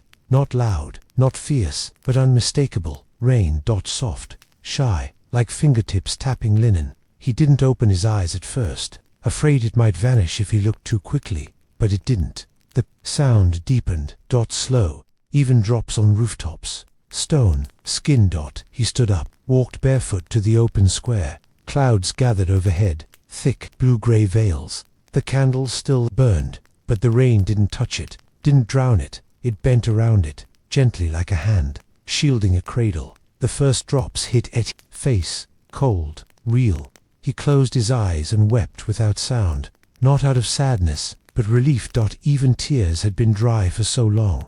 Across the village, shutters opened, blankets were pulled from doorways, and people, old, young, shivering, stepped out into the soft wetness. But the strangest thing, the ground remained dry. The rain fell, but didn't pool, didn't soak, didn't cling to clothes or soil. It kissed cheeks, drifted through hands, slid down arms like mist made tangible. But no puddles formed, no mud, no splashes. As if the rain was meant only for the body, not the earth. The widow laughed, high, surprised, beautiful. "She's not feeding the soil," she said. "She's feeding us." And somehow, everyone understood. This rain wasn't for crops. It was for hearts. Elise held out her arms, head tilted back. A drop slid down her lip. She smiled. "It tastes like memory," she whispered, "like the broth my mother used to make when I was small." Etienne took a breath. It smelled like barley, warm bread, and a little of the orchard, the one that no longer grew. The village stood silently in it. No dancing, no running, just stillness, letting it fall, letting it soothe. The children didn't ask questions. They just opened their mouths and caught the drops with quiet reverence, like it was communion.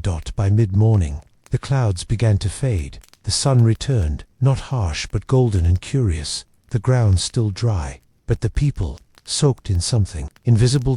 Their shoulders lighter, eyes clearer. They looked at one another, and saw not hunger but presence. And then they heard it, from the edge of the woods, hooves one, then two, then many. Etienne turned. A man approached, leading a donkey. Its cart rattled behind him. He was wrapped in travel dust, but his face was open, kind. He paused at the village stone circle, stared at the still-burning candle, the items around it, the bowls, the silence, then removed his hat. "I heard there was still a village here," he said. His voice was hoarse, unbelieving. "I didn't think it would be." Elise stepped forward. "We're still here," she smiled. "Just enough." The traveler opened his cart. Inside, sacks of barley, jars of oil, roots, lentils. Not a feast, not enough to forget the drought, but enough to begin again. The villagers didn't cheer, they didn't rush, they just nodded, like the world had answered in its own quiet way. Etienne looked up. The candle's flame flickered once, then for the first time went out. No smoke, no sound, just gone. As if it had done what it came to do, and no one lit it again. No one moved at first. The candle had gone out, not with wind, not with water, but on its own, like a breath exhaled after a long vigil. The villagers stared at the empty wick. Still warm, still sacred. No one lit another. Because sometimes an ending is also a blessing. The traveler looked around, his voice cracked. "I passed 9 villages on my way here. All gone." His eyes met Etienne's. "Yours is the only one that smells like hope." Etienne didn't know what to say, so he didn't. They helped him unload the cart. Slowly, quietly, with gratitude, stitched between every gesture. The sacks weren't large. The oil was nearly congealed. But every jar, every root was placed gently, as if it were glass. Elise took 1 clove of garlic from the bundle, broke it open, placed half on the stone altar where the candle had lived. She didn't say why, she didn't have to. Everyone understood. It was a thank you to the flame, to the silence, to whatever had carried them this far. That evening, they lit a new fire, not in the center of the stones, but near the old oven, the one no one had used since the first failed harvest. They cleaned it with lavender and salt water. They gathered dry bark from the hollow trees nearby. And they built the fire as a group. No one struck the spark alone. Each person added something. A twig, a broken comb, a strip of cloth, a spoon that once served stew, and when it lit, they stepped back, not with fear, but reverence. The flame rose high, not loud, just certain. The widow began to hum, a low note, then 2, then a melody, and others joined in.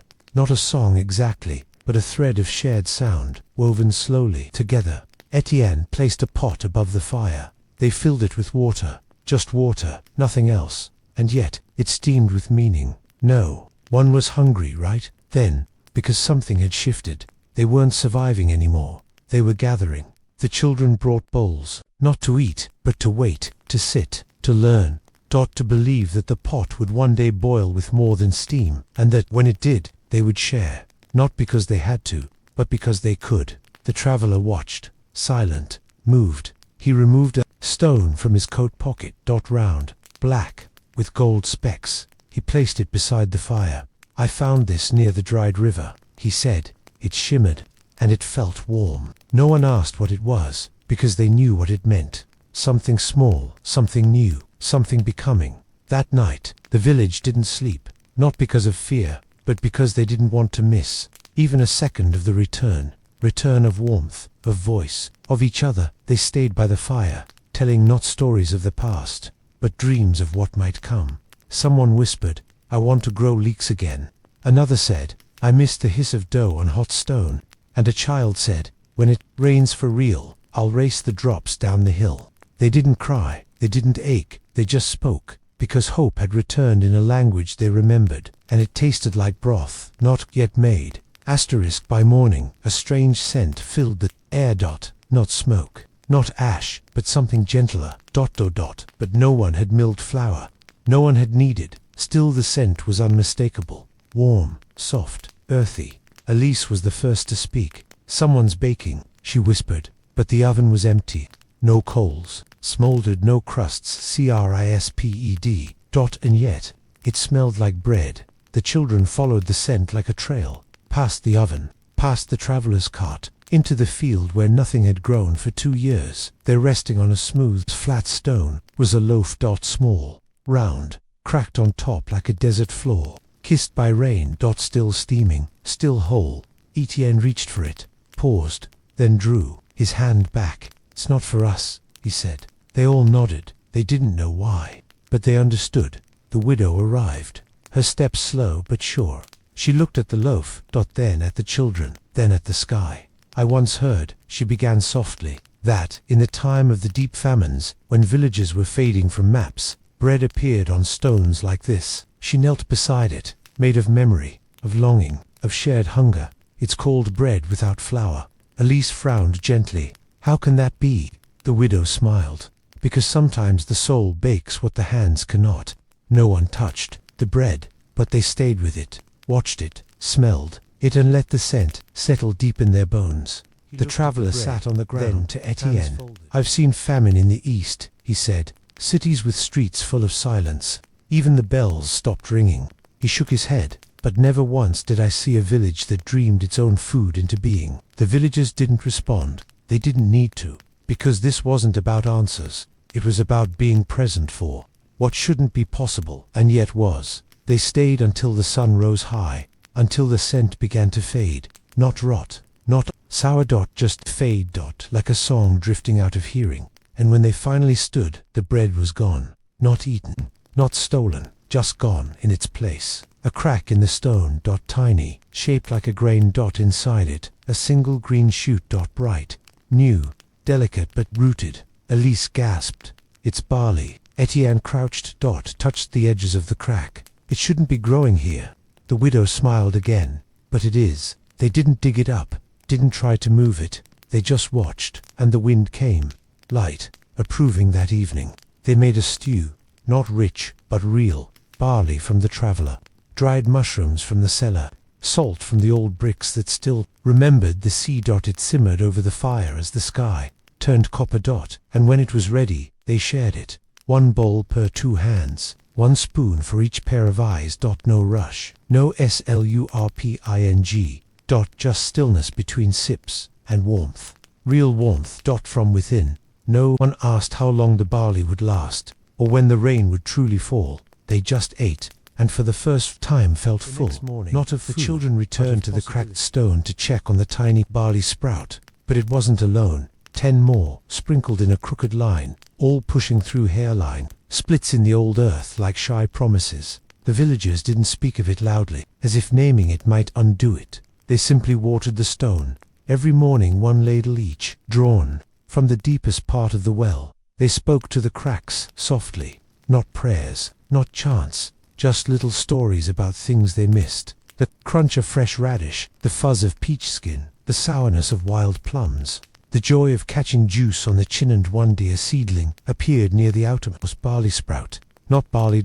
Something different. Its leaves wider, more stubborn, more determined. Etienne watched it grow. He didn't interfere, but every day he sat nearby with a handful of composted ash and pressed it gently into the soil, like feeding a stranger who might stay for dinner by the end of the week.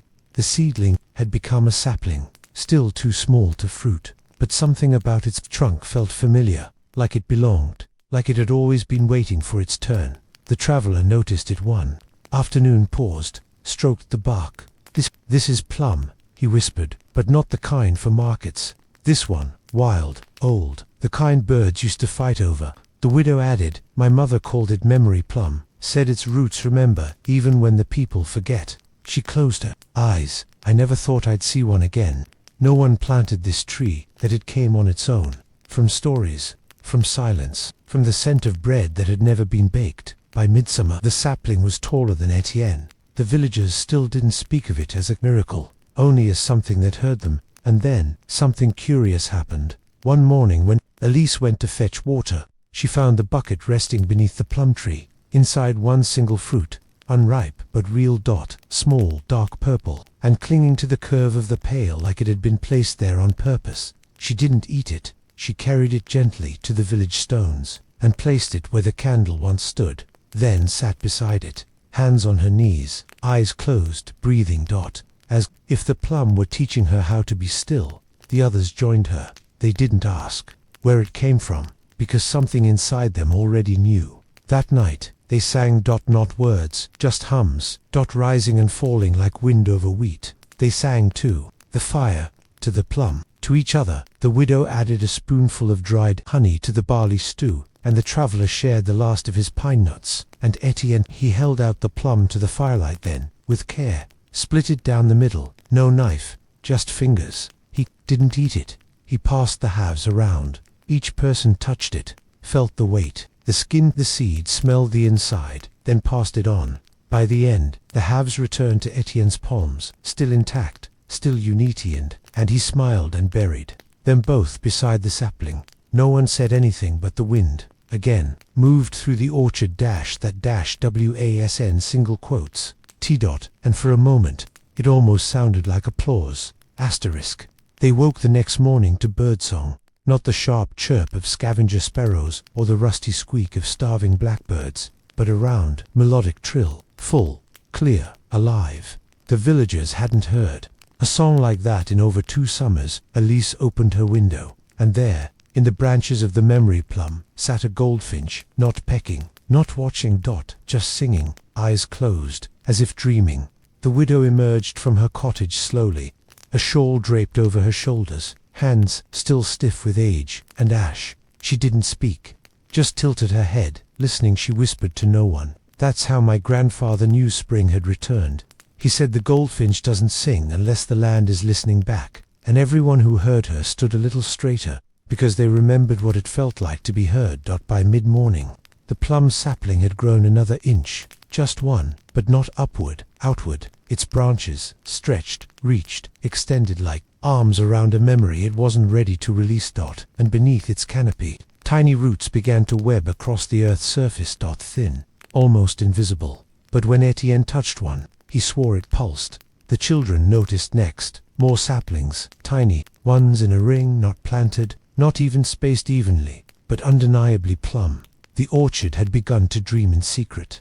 That evening the stew was richer, not because of new ingredients, but because of what it followed. The plum tree, the goldfinch, the echo of a long-lost promise, returning in leaf and root. And when Etienne tasted the broth, he laughed, a small, surprised sound. "I remember this," he said softly. "This taste, this is what my mother made the night before the drought began." They didn't eat quickly. They savored. Because flavor had returned, not just to the food, but to the air. The next day, the villagers gathered tools, not swords, not spades, but brushes, wooden bowls, cloth dipped in lavender water. They cleaned the earth around the saplings as if preparing a cradle for something sacred, because they were. In the early afternoon, a breeze stirred from the east. Carrying with it a scent none of them dared believe was real.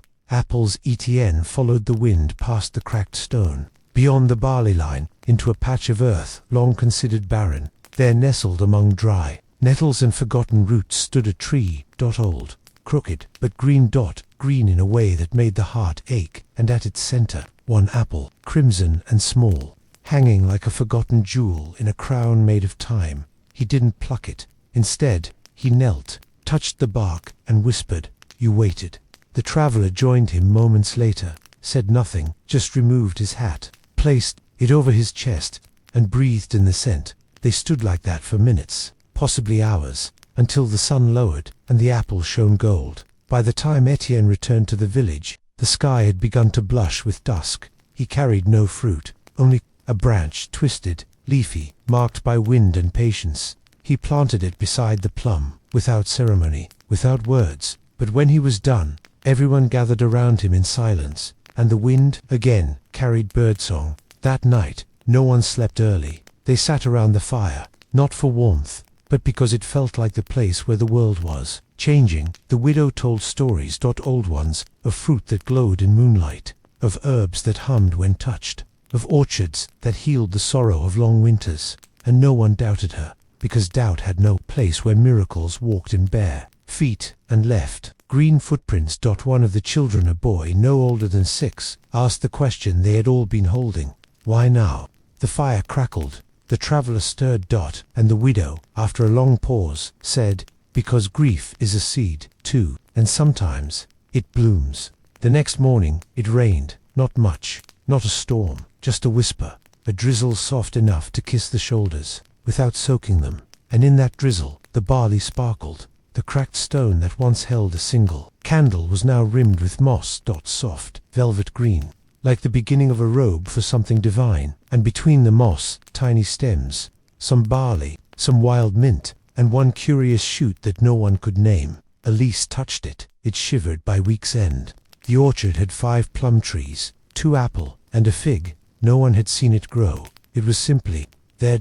One morning, taller than a man, with bark that smelled like sugar and leaves that whispered to each other in the wind. That day they held a feast, not grand, not rich, but full. They roasted roots with ash and herbs, baked flatbread with crushed nuts, brewed tea from nettles and honey. And they laughed so long the sky forgot to turn dark until they were ready to let go. They danced badly. Which made it better, because joy wasn't about skill anymore. It was about permission. And now, finally, they had it. The children draped wildflowers over the plum branches. The elders hummed as they stirred the stew, hands steady, eyes damp, not from smoke, but from remembering what had once seemed impossible. The traveler stood at the edge of it all, watching, smiling, and when the widow handed him a bowl of soup, he held it like treasure. "I thought I'd forgotten how this felt," he whispered. She nodded. We all did. Later that night, Etienne sat beneath the first plum, the one that had appeared beside the cracked stone. He leaned back, fingers in the dirt, eyes to the canopy. And for a moment he thought he heard something.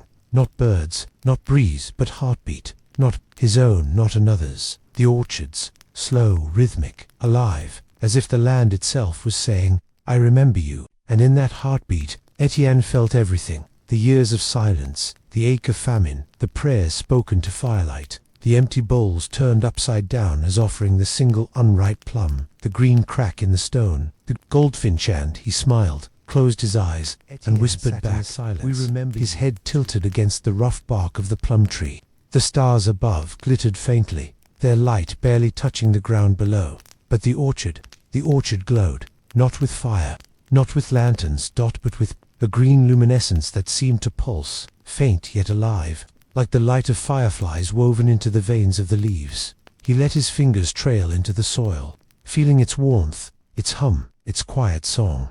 He whispered, almost to himself, "How long have you been waiting to sing again?" The night stretched on, cradled by the whisper of leaves and the occasional chirp of a cricket. Around him, the village slept. But Etienne didn't want to leave. Not yet, not when he felt so much. Peace. Morning came soft and grey, the light filtering through a mist that curled round the trunks of the young trees. The villagers emerged slowly, blinking at the sight of the orchard. "It's grown again," Lisa whispered. And it had. The plum trees, once no taller than a man, had stretched their branches overnight, their leaves now heavy with the faintest hint of buds. The apple tree, too, had changed. Where there had been a single fruit, there were now 3, crimson and gold, hanging like droplets of sunlight. The widow stepped forward first. She reached out a trembling hand and plucked the smallest apple from the branch. It fit perfectly in her palm, its skin smooth, its scent sharp and sweet. She turned to the others, holding it up like an offering. "This," she said softly, "this is what hope tastes like." The traveler watched from the edge of the gathering. He said nothing, but when the widow broke the apple into pieces, passing them to each villager, he stepped closer. Etienne took his piece. Last, the flesh was pale, almost white, and when he bit into it, juice ran down his chin. It was unlike anything he'd tasted before. Sweet, yes, but also warm. It tasted of sunlight, of laughter, of something they hadn't had in years.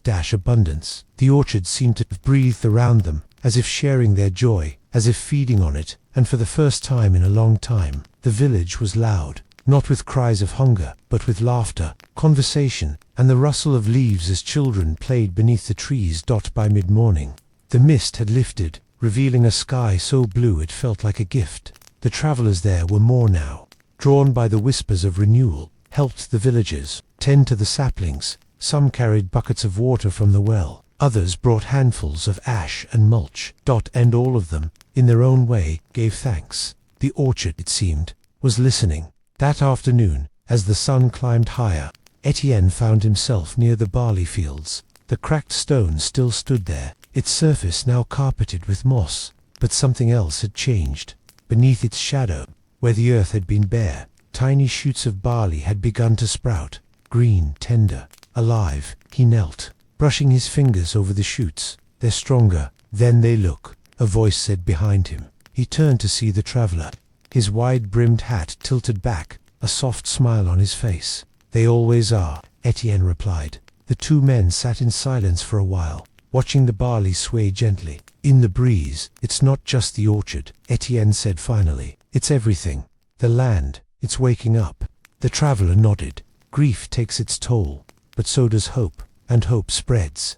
As the sun began to dip, casting long shadows across the village, the widow called them to gather. She stood at the center of the orchard, her hands clasped in front of her, her face lit with a quiet strength. "We've been given a gift," she began, "and it's up to us to honor it, to nurture it, to share it." The villagers murmured their agreement. They had already begun to share with each other, with the travelers, with the land itself.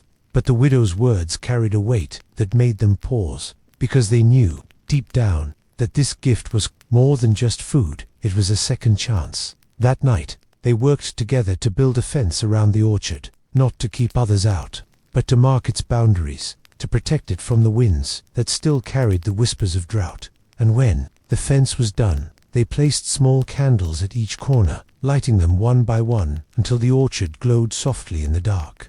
The traveler stayed longer that night, watching as the villagers shared stories and laughter around the fire. He saw the way they looked at the trees, not with fear, but with reverence, and he smiled, because he knew, as they all did, that the orchard was more than just a source of food. It was a symbol, a promise, and somewhere, beneath the canopy of leaves, the heartbeat of the land continued to echo, soft and steady. The candles flickered softly through the night, 4 points of gentle light guarding the orchard like old sentinels. No one dared snuff them out. They burned until dawn, and somehow not a single flame died. When the first rays of sunlight touched the village, a low fog had settled in again, thin, weightless, like the earth was exhaling. The plum trees shimmered under dew, their buds beginning to open into tender white blossoms, each one a tiny miracle. Elise was the first to wake. She tiptoed through the orchard barefoot, her long skirt brushing the grass. She paused beneath the oldest plum, lifted her hand, and caught a falling petal between her fingers. It stuck, damp from the fog. She smiled. This was no dream. From the edge of the barley field, Etienne watched her. The wind stirred his hair, his boots were muddy, but his eyes, they were clearer than they'd been in years. He'd spent the night keeping the fire alive, not for warmth, but for continuity, because some things needed tending, even when no one was watching. He walked back toward the orchard slowly, passing the cracked stone. Something was growing there again. Not barley, not herbs, a vine. It curled across the ground like a painted ribbon, its leaves shaped like stars. At its base a tiny green bulb. Etienne crouched, touched the bulb gently. It was firm, smooth, cool, and it thrummed beneath his hand. A heartbeat. Again, he looked up, eyes scanning the path toward the orchard, and whispered, "You're not done, are you?" Later that morning, the traveler arrived with something wrapped in cloth, an object the size of a bowl, tied with twine. He didn't say where he'd come from. He never did, but he placed the bundle on the cracked stone, untied the knot, and peeled the linen back. Inside was a loaf of bread. Round, crusty, scored across the top with a sun pattern, and beneath it, a small jar of something dark, sticky, sweet. Jam, plum jam. The villagers gathered slowly, drawn by the scent, the deep, rich aroma of real bread, of stone-baked warmth, of memory. No one asked how he'd made it. No one questioned the timing. They just sat down, passing pieces hand to hand, smearing jam with wooden knives, eating slowly, reverently. The widow took the last piece. Her hands trembled slightly, but she smiled through it. She took one bite, closed her eyes, and wept, not from sorrow, not even from joy. But from the simple, overwhelming truth that they were no longer starving. That afternoon, a group of children ventured to the stream. They carried baskets, hoping to find berries or mushrooms along the mossy banks. What they found, instead, was a patch of mint. Wild, thick, fresh. They tore a few handfuls carefully, laughing at how the scent lingered on their palms. When they brought it back, the widow crushed the leaves in her mortar and brewed them into a pot of tea, drank in silence. No one rushed, and when Etienne sipped his first mouthful, he let out a long breath. "Tastes like when my father came home from the fields," he said softly, and the others nodded, because the mint, somehow, tasted of return. By twilight, the cracked stone had changed again.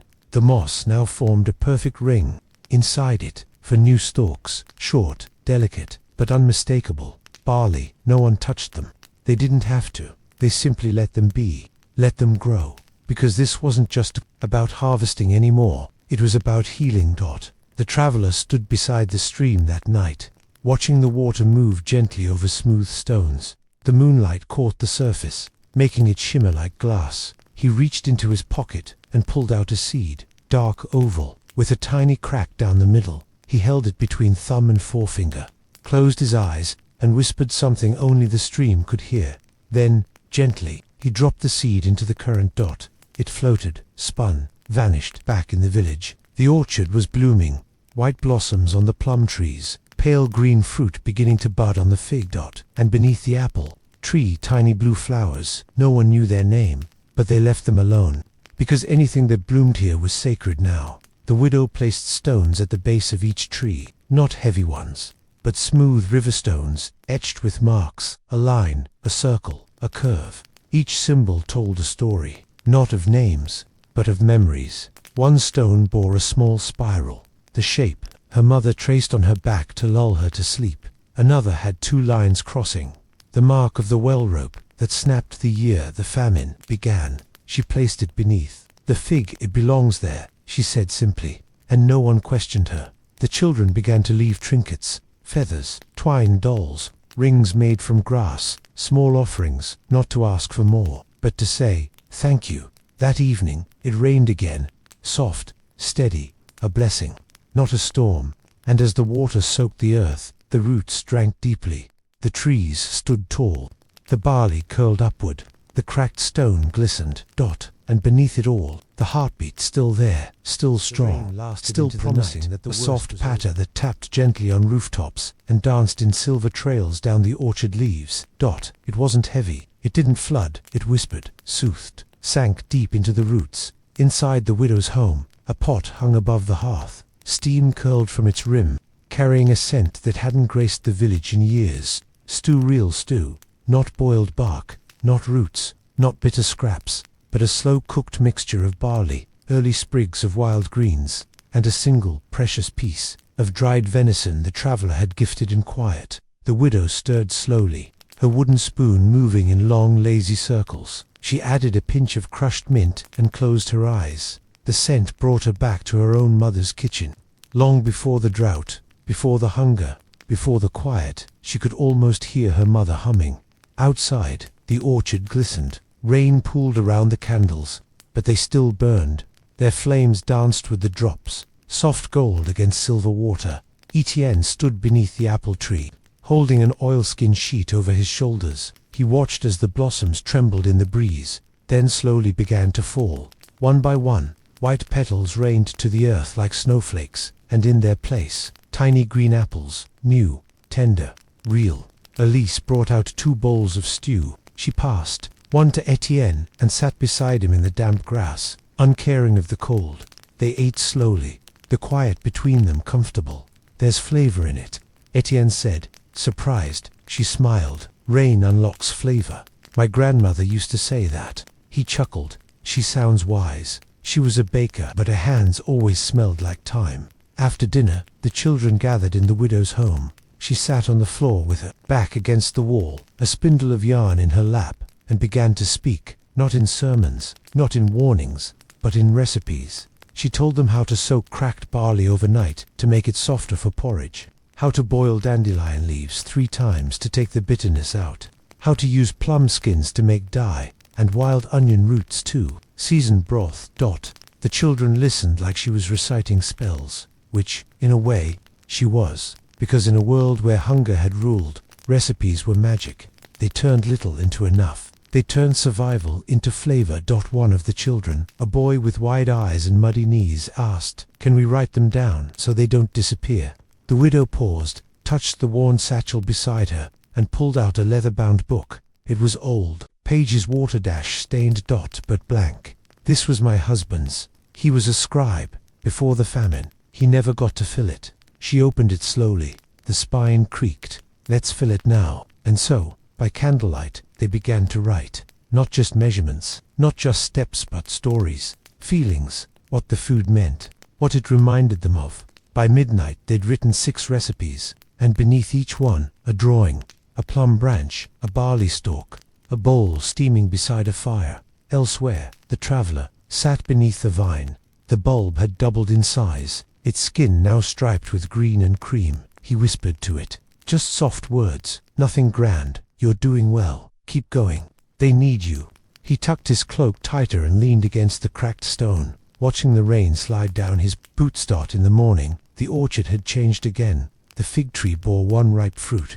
Its skin cracked just slightly, revealing the deep red within. They didn't eat it. They placed it in a small woven basket and carried it to the stone circle, where they buried it gently, a seed for the future, a tribute to what had returned. The children spent the day foraging, now with new eyes. Every flower, every mossy root was a possible page in the recipe book. They gathered violets for honey water, wild garlic for soup, and cattail roots to roast. They returned in the evening with cheeks flushed and hands full. Elise took the finds and organized them, labeled the herbs with string and ink. She smiled at the traveler as he approached with fresh firewood. "You're quiet," she said. He nodded. "Quiet is where the earth speaks best." She handed him a jar of newly dried mint. He tucked it into his satchel like treasure. That night, under a velvet sky, they shared a new dish, cattail cakes, roasted on flat stones, served with herb paste and warm barley water. They laughed over the odd texture. Some even made faces, but no one complained, because they knew they were part of something larger now, a rebirth, a reclamation. The orchard wasn't just feeding their stomachs, it was feeding their souls. And somewhere, beneath the blossoms, beneath the soil, beneath the old cracked stone, that steady, loving heartbeat kept echoing. The morning came without birdsong, not from absence, but from stillness, the kind that holds its breath because something sacred is about to begin. In the orchard, the ground steamed. The night's rain, now kissed by morning sun, rose in silver wisps around the trees. Children wandered barefoot through the mist, giggling as it curled around their ankles, pretending they were clouds. Elise watched from the kitchen doorway, cradling a woven basket. Inside were ingredients, not many, but just enough. She had a plan. No fire today, no pots, no boiling or baking. Today, his meal would be raw, but no less meaningful. Because today was a day for remembering what food once was, alive, untouched. Whole Etienne joined her with a smile. His arms full of wild greens, fresh from the stream's edge. He laid them on the table. Sorrel, purslane, wood sorrel, chickweed, tiny leaves, bursting with spring flavor. "They're sharp," he warned. She grinned. "Sharp wakes up the tongue." The widow brought dried berries and crushed walnuts. A boy offered wild honey he'd traded from the traveling peddler. Another girl brought petals, marigold and violet. "Just for color," she whispered, but the widow replied, "Color is flavor in another language." They began to layer large fig leaves as platters, a nest of greens, berries tucked between stems, honey drizzled in slow spirals, walnuts scattered like raindrops, flower petals placed with care. No rush, no noise. Each hand that touched the food blessed it in silence. When it was ready, they carried the platters to the cracked stone. The traveler was already there, kneeling beside the vine. The bulb had bloomed, a flower now deep violet, with streaks of gold radiating from its center. He turned, smiled softly, and nodded. "You remembered how to listen." They laid the platters around the stone in a circle. No chairs, no table. They sat on moss, on roots, on soft grass warmed by the sun, and they began to eat. It was a feast without fire, and it was glorious. The greens were peppery, the honey sang, the berries burst like music. Even the petals, sweet, bitter, bright, told stories with every chew. No one spoke with words, but eyes met, smiles passed. A hand rested gently on another's arm. The kind of meal that stitched people back together without a single stitch of thread. The widow leaned back, her fingers sticky with honey. She looked at the journal in her lap already, filling with recipes and notes. She dipped her quill and wrote slowly. Day of the raw feast. No fire, no fear, only hands and hunger. And what grew close? Near the fig tree, a toddler found something in the soil, a stone, small, round, etched with a swirl. He brought it to the widow. She took it gently, eyes soft. "Another memory," she whispered, and placed it at the base of the new blossom. As the sun reached its peak, shadows fell behind the trees like drawn curtains. The feast was over, but no one left.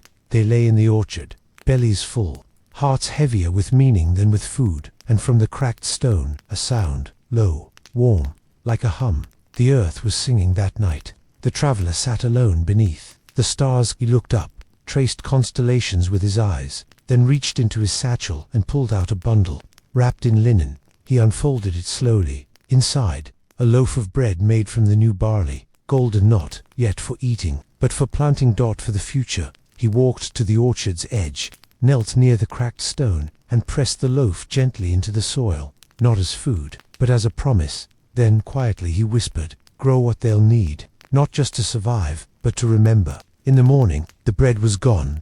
In its place, a ring of sprouts, 12, forming a circle, tiny green stalks, bathed in dew, straight, brave, like children standing up for the very first time. No one touched them, not even the birds, because the land had claimed them now, because something greater than the hunger was finally awake, and it was watching, fire, but a silk light spilled gently through orchard leaves, like golden threads sewn across the sky.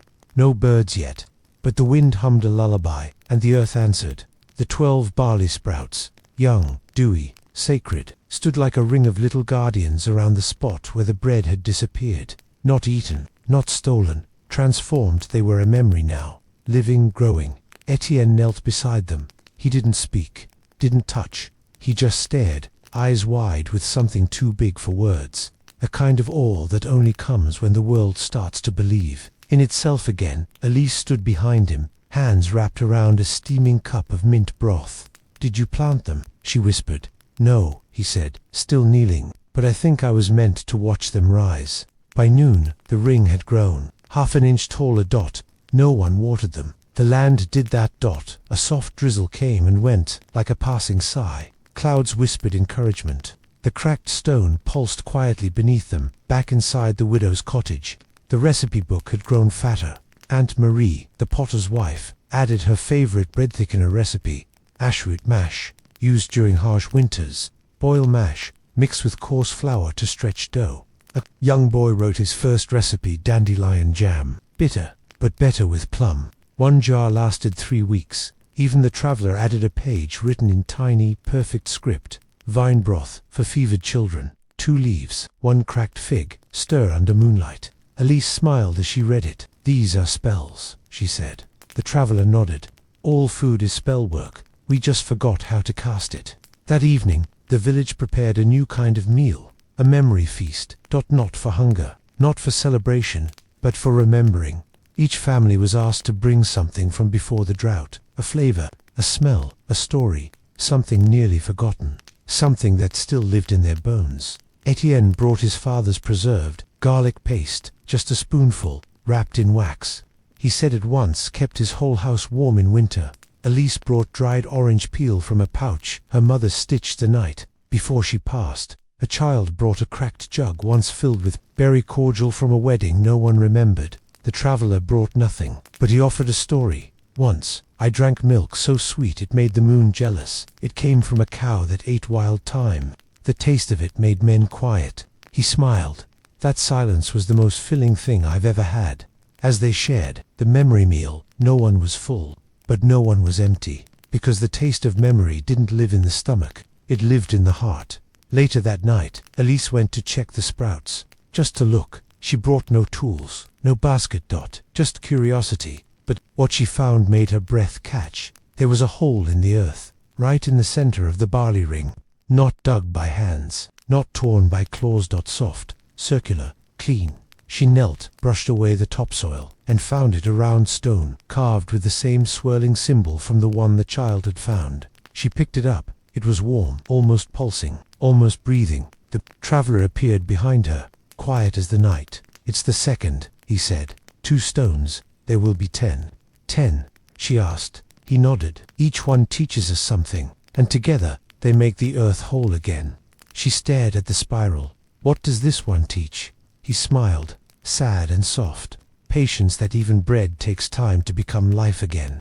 She didn't ask how he knew, because deep down, she knew too. The next morning, they placed the second stone beside the first at the base of the blooming vine. The fig tree behind it now held 3 ripe fruits. They left them untouched. Offerings, reminders, miracles, and beneath the soil, the heartbeat thudded softly, warm, alive, waiting. The 3rd day after the sprouts, The wind changed. It no longer whispered. It warned, a dry westerly gust, carrying dust from far beyond the valley, from lands where rivers once ran, and now only thirst remained. The orchard felt it first. Leaves curled at the edges.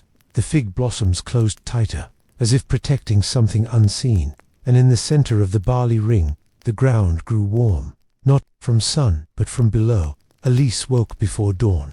A strange warmth wrapped around her ankles as she stepped outside barefoot. She knelt by the sprouts. Steam rose, not smoke, just earth releasing its memory of fire. She dug her fingers into the dirt, shallow, slow, dot, and there, beneath the third sprout to the right, she found it, the third stone, dot, not round like the others. This one was flat, red-tinted, etched not with a swirl, but with a flame. She held it in her palm. It burned, but didn't hurt. The traveler arrived without a sound. He looked at the stone and nodded. "The firestone," he said. "It doesn't cook food. It cooks will." Elise frowned. "I thought fire destroys." He smiled gently. "It does, but sometimes it has to, so something stronger can grow." The sky that day was amber. A haze hung like worn cloth over the hills. The village grew silent again, not out of fear, but out of listening. They knew something was coming, something hard, something ancient, something that would test what the feast had built. That evening, the widow called the children together. She knelt beside the journal, held it open with trembling hands, and said softly, "Tonight, we remember the fires, the ones that took, the ones that taught." And so, each child shared a story of fire. Not from fairy tales, but from memory, inherited, lived. One child spoke of a kitchen fire that claimed her grandmother's spice shelf, but spared a single jar, clove and smoked salt. That jar now flavored every soup as a quiet blessing. Another boy told of the forge fire that melted his father's tools, but left one blackened spoon behind. He brought it forward, still charred, still usable. Elise brought the third stone to the center. She placed it on the cracked stone altar, beside the first two spirals. Now the vine behind it began to twist, not with blossoms, but with red leaves, deep, rust-colored, like fire frozen in green. That night, they lit no candles. Instead, they gathered around the embers of a small, controlled fire pit. Aunt Marie boiled a stew using ashroot, mash and stone salt. Etienne added dried lentils and the last of the pickled onions. The scent filled the clearing. It didn't smell like survival. It smelled like insistence, like a refusal to let hunger win. As they ate, the traveler finally spoke. "Fire will come again, not to burn your homes, but to test your roots. Stay low, stay kind, and let the ashes feed your next harvest." No one questioned him, not because they feared him, but because they understood. He was not their leader, not their priest, not their king. He was their reminder. At midnight, the third stone pulsed softly. The three stones together, HUMMED, spiral, spiral, flame. They were building a language the soil could understand. And far beneath them, deep in the belly of the land, something turned. Something ancient. Something awake. The following dawn, a strange thing happened. One of the fig fruits fell, but did not break. It rolled gently to the foot of the cracked stone and split itself in two. Inside, not seeds, but grains, tiny golden kernels. Not from fig, not from barley. Something new, something the land had never grown before. Elise gathered the kernels, held them to the light. Each glistened, not with dew, but with memory. The memory of hunger, of warmth, of choosing not to run when the land grew cruel. She wrapped them in cloth and placed them in the recipe journal. No instructions, no measurements, just a title, The Fire Fruit. And beneath it, one word, wait. That night, the children couldn't sleep. The air was too warm, too full, so the widow let them outside. They ran barefoot through the orchard, laughing under the rising moon. And when they reached the center, they stopped, because the barley ring was now glowing, not bright, but enough. A soft, golden light coming from beneath the sprouts, and the traveler, he stood at the edge. Smiling, he said, "The fourth stone is close," but he didn't tell them what it would be, because this was fire, but a silk light spilled gently through orchard leaves, like golden threads sewn across the sky. No birds yet, but the wind hummed a lullaby, and the earth answered. The 12 barley sprouts, young, dewy, sacred, stood like a ring of little guardians around the spot where the bread had disappeared. Not eaten, not stolen, transformed. They were a memory now, living, growing. Etienne knelt beside them. He didn't speak, didn't touch. He just stared, eyes wide with something too big for words. A kind of awe that only comes when the world starts to believe in itself again. Elise stood behind him, hands wrapped around a steaming cup of mint broth. "Did you plant them?" she whispered. "No," he said, still kneeling, "but I think I was meant to watch them rise." By noon, the ring had grown, half an inch taller. No one watered them. The land did that. A soft drizzle came and went, like a passing sigh. Clouds whispered encouragement. The cracked stone pulsed quietly beneath them. Back inside the widow's cottage, the recipe book had grown fatter. Aunt Marie, the potter's wife, added her favorite bread thickener recipe. Ashroot, mash used during harsh winters. Boil, mash, mix with coarse flour to stretch dough. A young boy wrote his first recipe, dandelion jam. Bitter, but better with plum.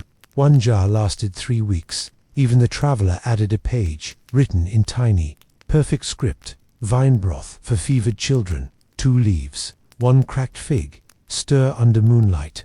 Elise smiled as she read it. "These are spells," she said. The traveler nodded. "All food is spell work. We just forgot how to cast it."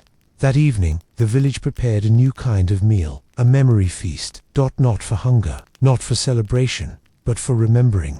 Each family was asked to bring something from before the drought, a flavor, a smell, a story, something nearly forgotten, something that still lived in their bones. Etienne brought his father's preserved garlic paste, just a spoonful, wrapped in wax. He said it once kept his whole house warm in winter. Elise brought dried orange peel from a pouch her mother stitched the night before she passed. A child brought a cracked jug, once filled with berry cordial from a wedding no one remembered. The traveler brought nothing, but he offered a story. "Once, I drank milk so sweet, it made the moon jealous. It came from a cow that ate wild thyme. The taste of it made men quiet." He smiled. "That silence was the most filling thing I've ever had." As they shared the memory meal, no one was full, but no one was empty, because the taste of memory didn't live in the stomach. It lived in the heart.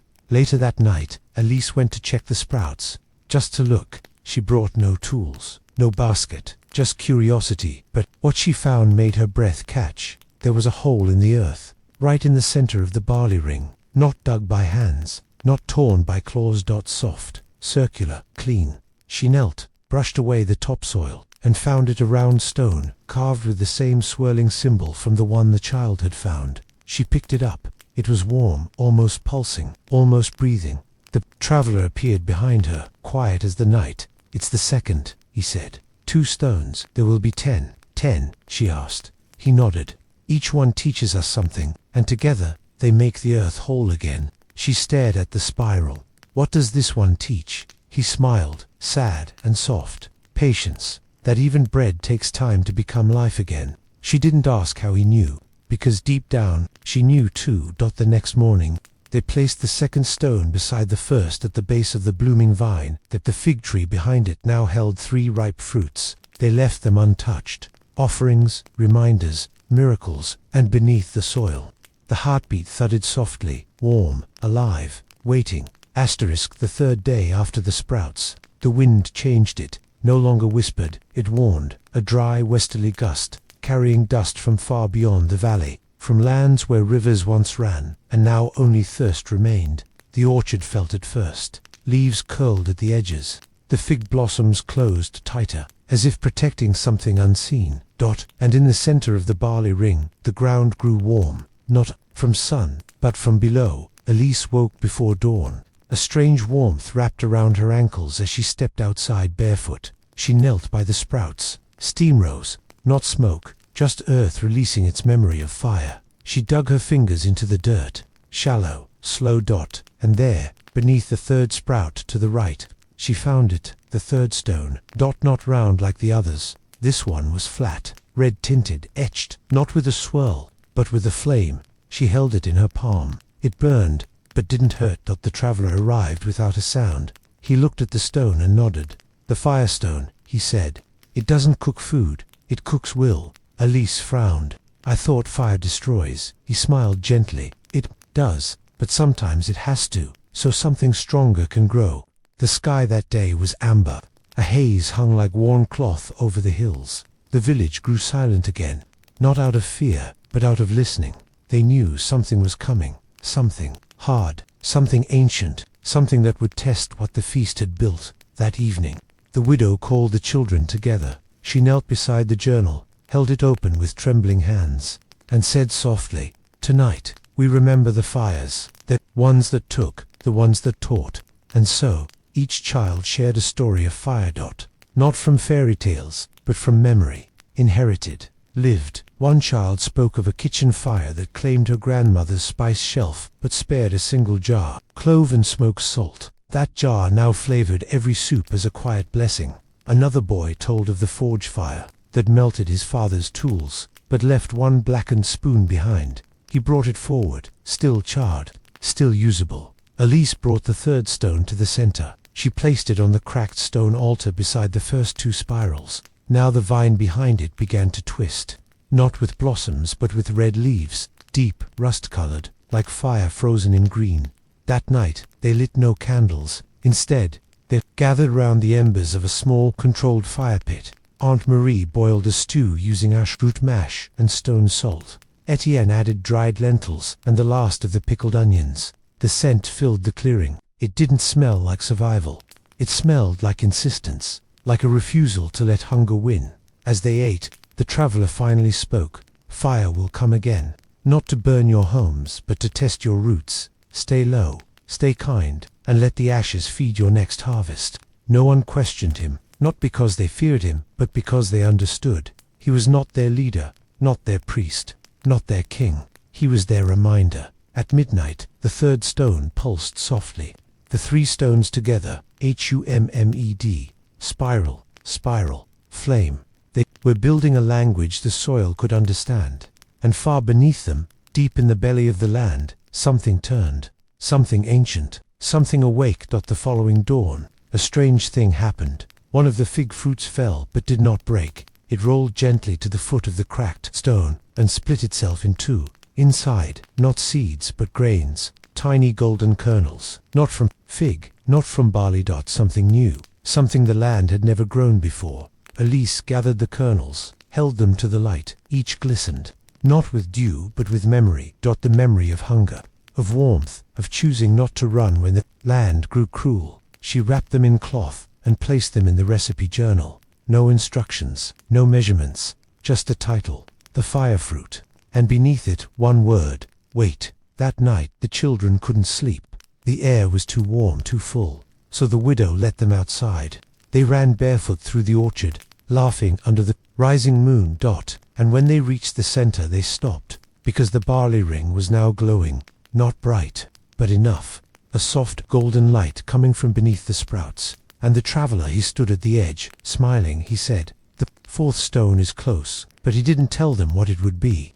Because this one, they had to deserve. The morning after the silence, the world awoke gently. No alarms, no bells, just a single bird, a goldfinch, singing one clear note. That was enough. The village stirred with reverence. No one rushed. Even the animals moved with care, as if they knew a new rhythm had been born in the orchard. Elise opened her eyes to the scent of fresh soil. Not just any soil, but deep soil, ancient, the kind that carried memory from centuries ago. She sat up in her cot and noticed something new.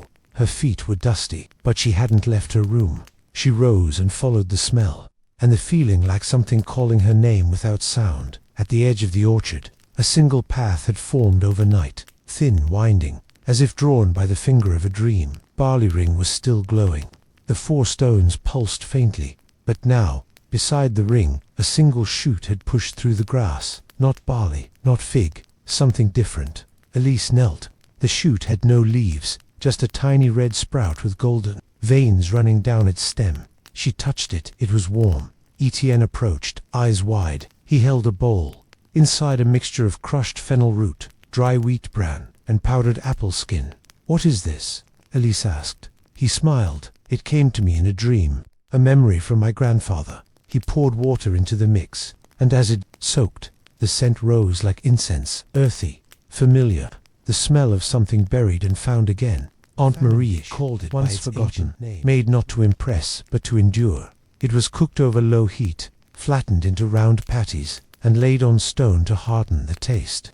Bitter, dense, but it filled the body like purpose fills the heart. That day, the orchard became a kitchen. Children gathered roots, elders crushed herbs. Every hand moved with rhythm and remembrance. The silence of the day before had trained them to listen to the sound of dough forming, the whisper of steam, the quiet prayer that rose with every bite. When the root cakes were done, Elise broke hers in half. She didn't eat it immediately. She placed one half on the stone beside the sprout, a quiet offering, no words, just the act of giving. Dot and the sprout. It grew, a full inch, right before their eyes. That night, the traveler gathered them again. He held the bowl Etienne had used. Inside, water, a spoonful of root mash, and something new, a small silver seed. He stirred it gently, and said, "This is the fifth, the root.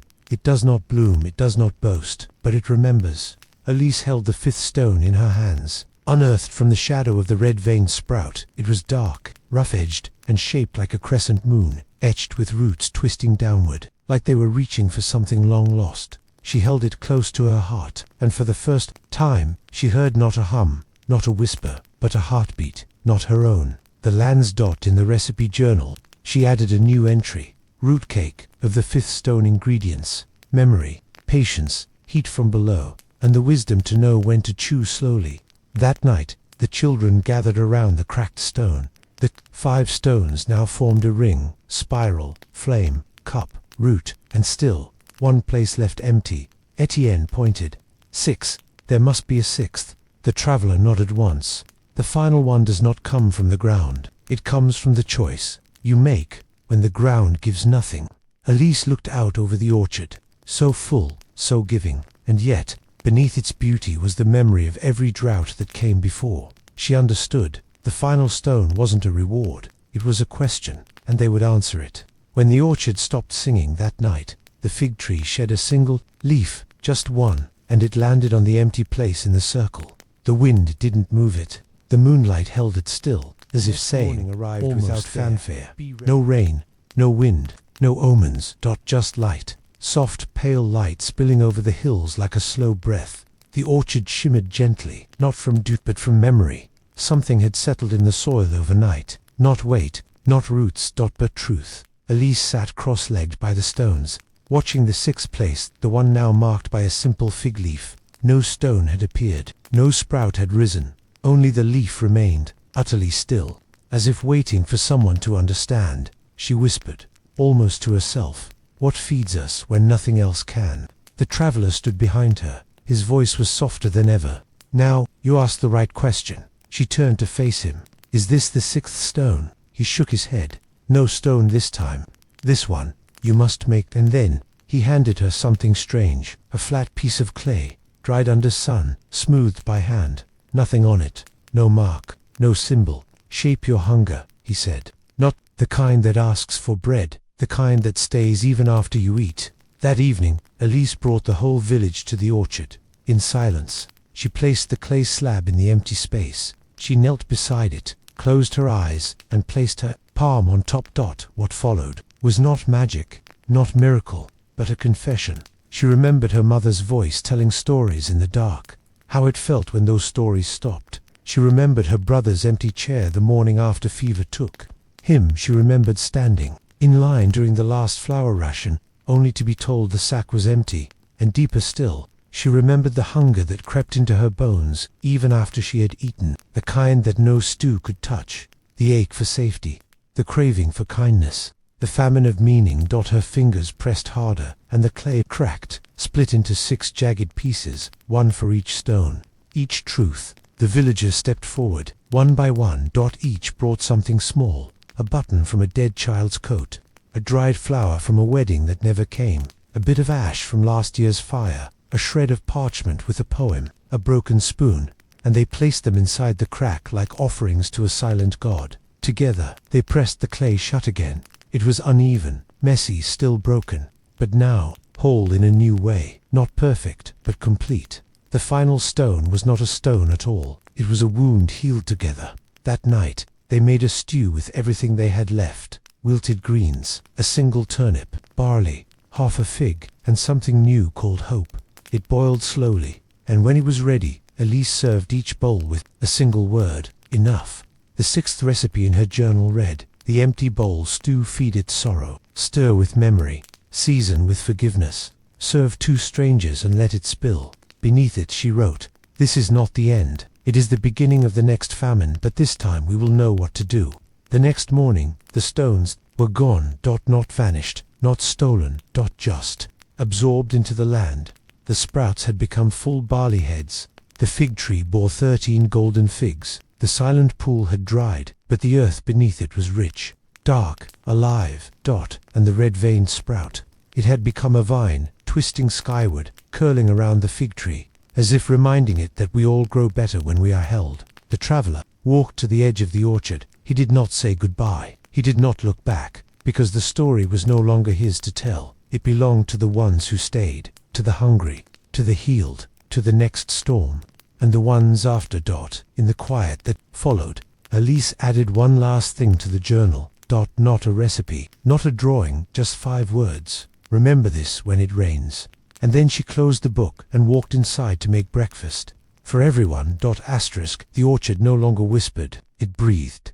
Every tree swayed not with wind, but with rhythm. The rhythm of people relearning how to live, not just survive. Elise stood barefoot in the grass. The early morning sun was soft, like butter warming in a shallow dish.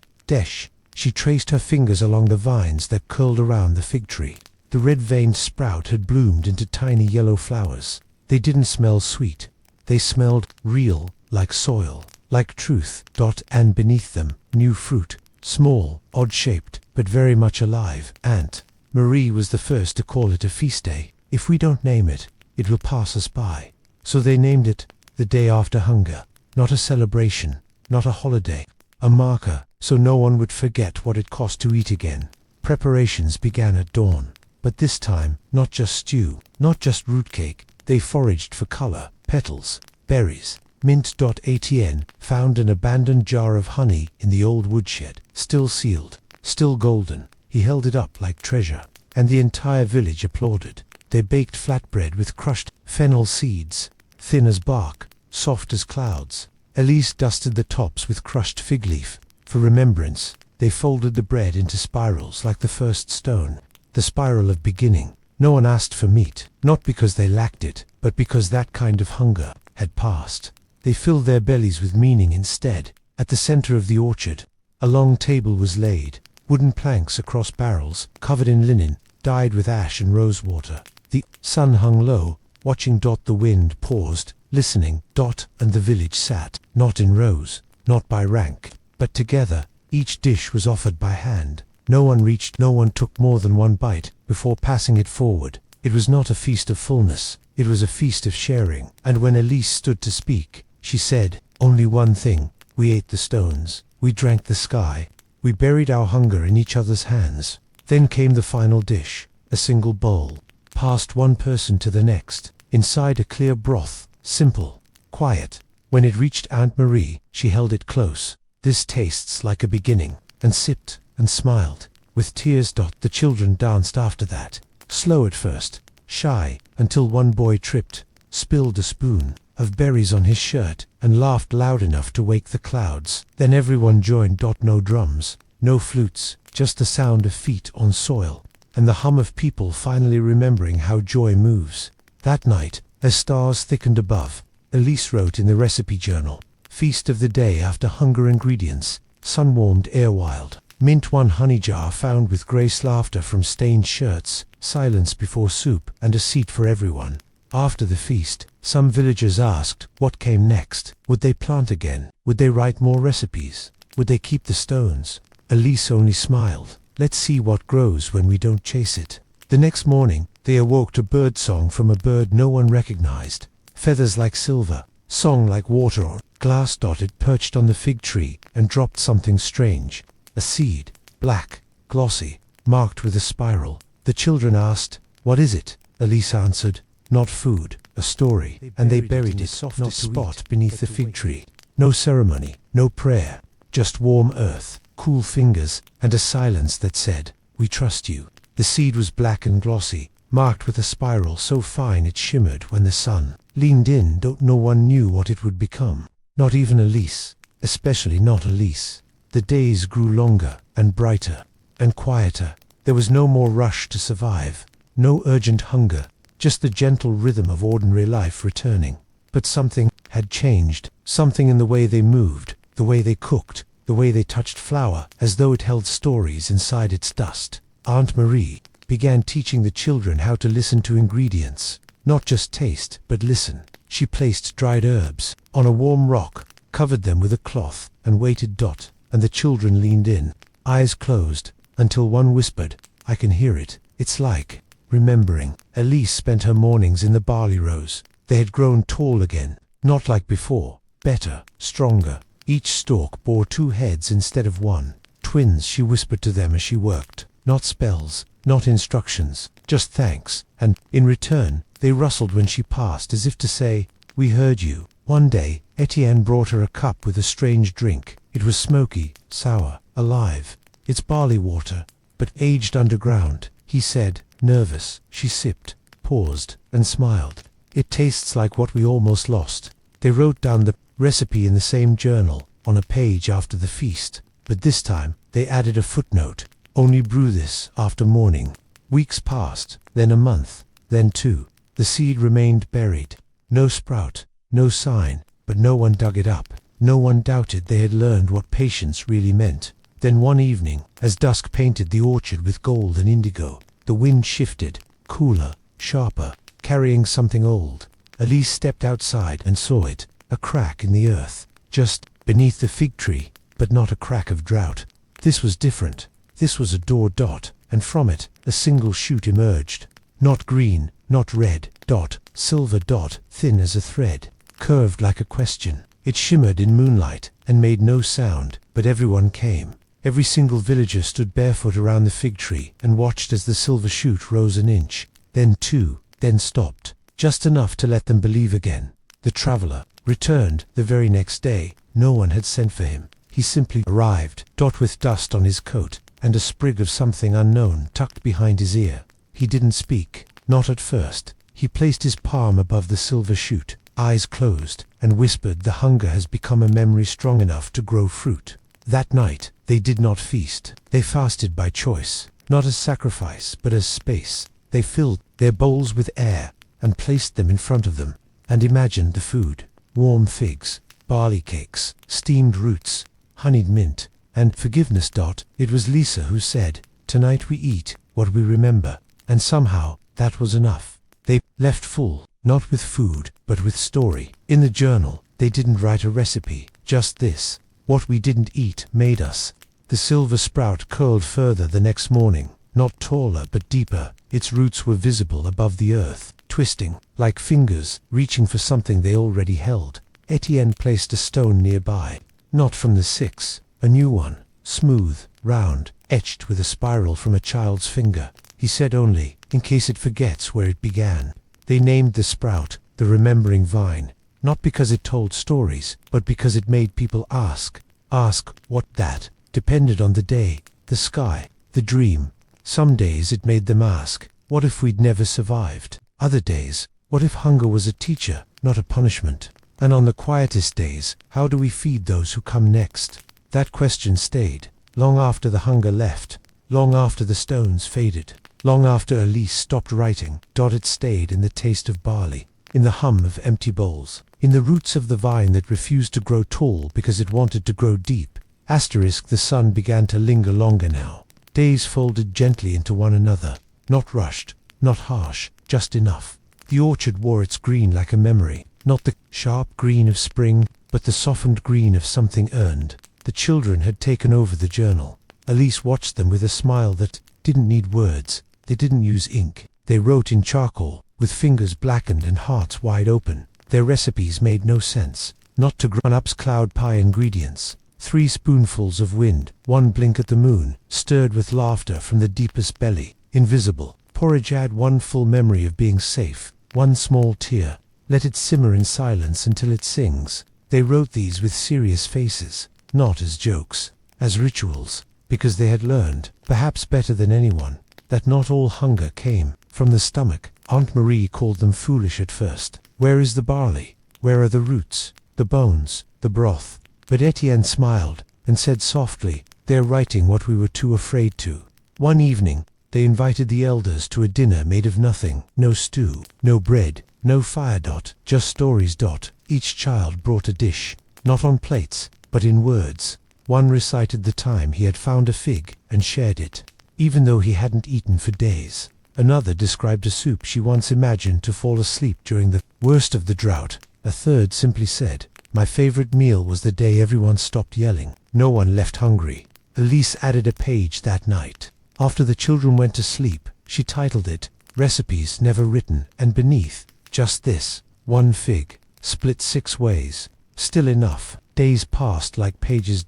And then, one morning, the silver vine bloomed. It happened in complete silence. No crows, no bells, no wind, just the bloom, small, star-shaped. 5 petals, each edged in gold. The villagers gathered, one by one. Some wept, some prayed, but Elise only whispered. It waited for us to stop watching. Then it knew it was safe. The bloom didn't grow into fruit, not yet, but something changed that day. The air, the bread, the way people held their spoons just a little. Longer before eating that evening, they made a new kind of bread. The children called it story loaf. It had no salt, no honey, only flour, water, and ashes from old recipe pages burned to make room for new ones. They kneaded it while sharing old memories and singing lullabies that no one had sung in years. The dough rose like hope. They baked it on stones from the orchard, hot, cracked, honest. And when they broke it open, steam escaped like a sigh. Inside, a hollow pocket, empty, exactly as it should be. So we can fill it ourselves, the youngest child said, holding hers close. That night, Elise made a decision. She gave the journal to the children, not to borrow, to keep. You know how to listen, she told them. And food always listens. Back, the traveler hadn't returned. Not since the vine bloomed. Some wondered if he ever would. But the children didn't ask. They were too busy planting dreams like seeds into the dark. Rich earth. But one girl wrote a final page for the season. We are not full, but we are not empty either. We are the ones in between, carrying recipes in our bones. And when they tucked the journal away, they wrapped it in a fig leaf, dried flat like parchment, then placed it beneath the blooming vine. Not to forget. To return to later, because some meals take a life, not in fear, not from sickness, just because it was time. The orchard turned golden, then copper, then quiet, not silent, but quieter, like someone had taken a deep breath and decided not to speak just yet. Elise stood near the vine, now tall enough to reach her chest. Its bloom had faded, but its leaves shimmered with a soft silver hue that hadn't dulled with time. She pressed a hand to its stem and whispered, Did we feed you, or did you feed us? The children had started asking bigger questions, not about food, but about belonging. Who was the first to cook during the famine? Did someone share the last onion? Was anyone forgotten? They asked without accusation, but each question carried the weight of a wooden spoon, used so often it had worn thin at the edges. Aunt Marie brought out her old iron pot, the one with the dent on its side, the one she had buried during the worst of it, to protect, or maybe, to forget. She set it in the center of the orchard, and said, I think it's time we filled this again.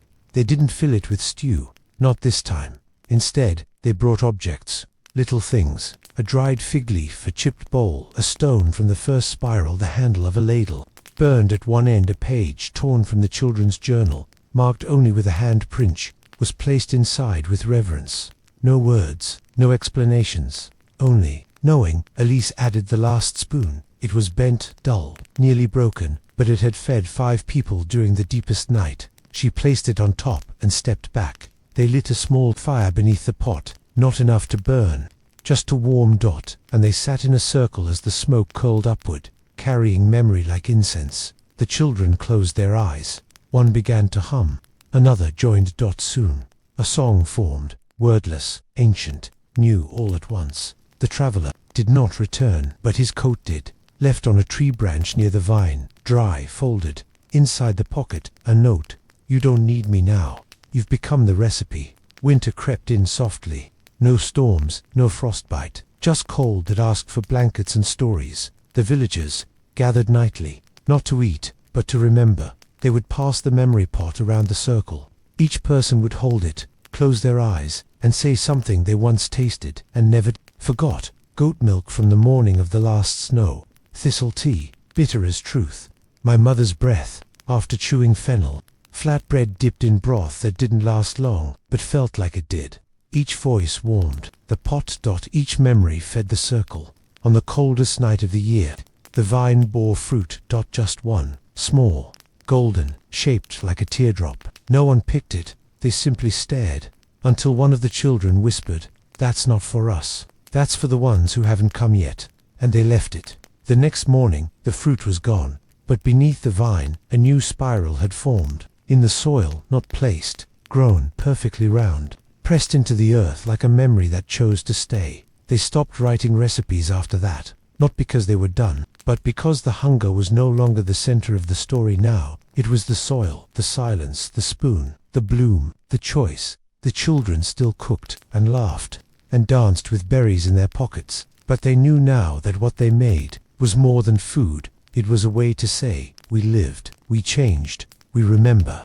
Elise walked the orchard one last time that year. She touched the fig tree, the vine, the stones. She breathed deep. The air tasted like rain and something else. Peace. In the final page of her own journal, before she tucked it away forever, she wrote, "We were never just hungry.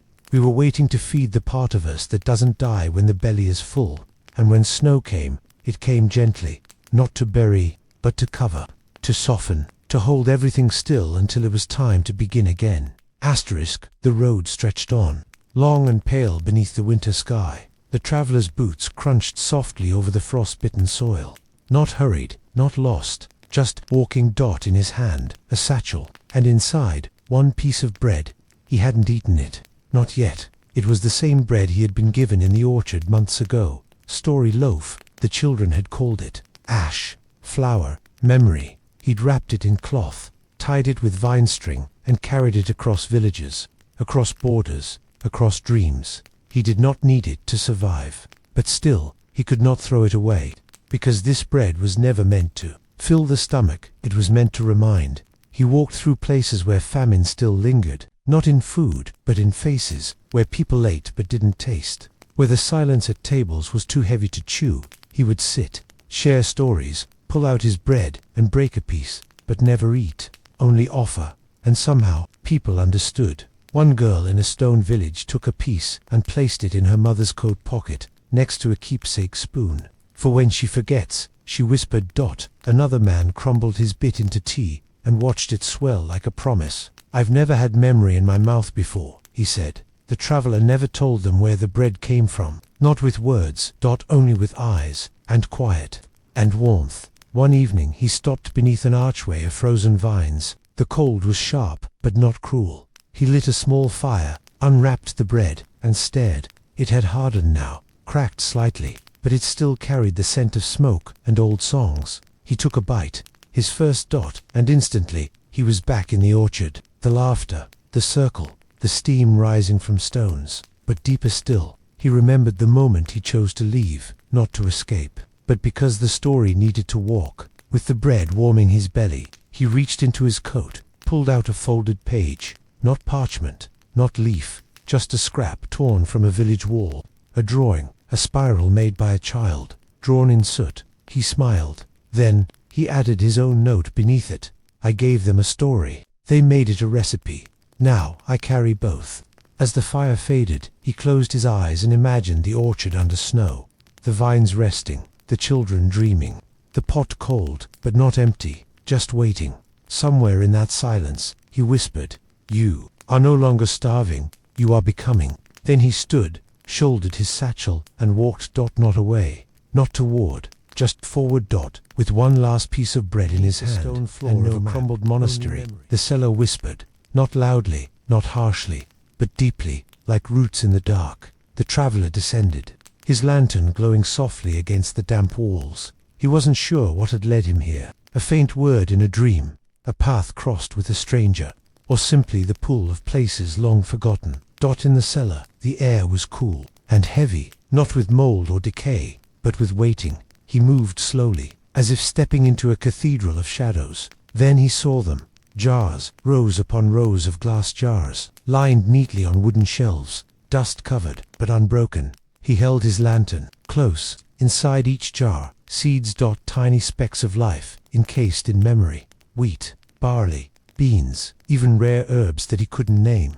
Some jars held labels, faded ink scrawled by hands long gone. He picked one up, turned it over, and felt the weight of centuries. Each seed was a story, each jar a promise. He imagined the monks who must have tended this place. Not farmers, not warriors, just quiet stewards of a future they would never see. But then he noticed something else. A section of jars, set apart, labeled not with ink but with marks, scratched circles, crosses, spirals, as if meant for someone who couldn't read, but still needed to remember. He opened one jar.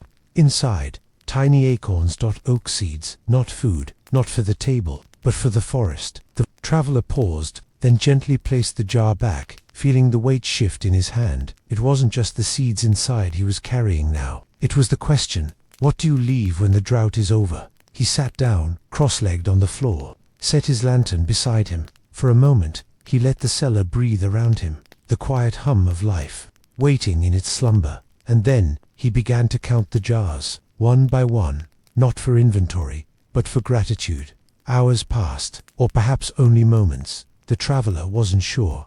Time seemed to fold in this place. But when he finally stood, he felt something stir in his chest. Not hunger, not sadness, but hope. He took one jar with him, a small one, filled with chickpea seeds. It felt warm in his hand, despite the cold. He left a coin in its place, not for payment, but as a mark, a reminder to whoever came next. As he climbed the steps, his lantern flickered. But he didn't mind. Above, the first light of dawn was breaking through the frost. The traveler smiled. Behind him, the cellar whispered again.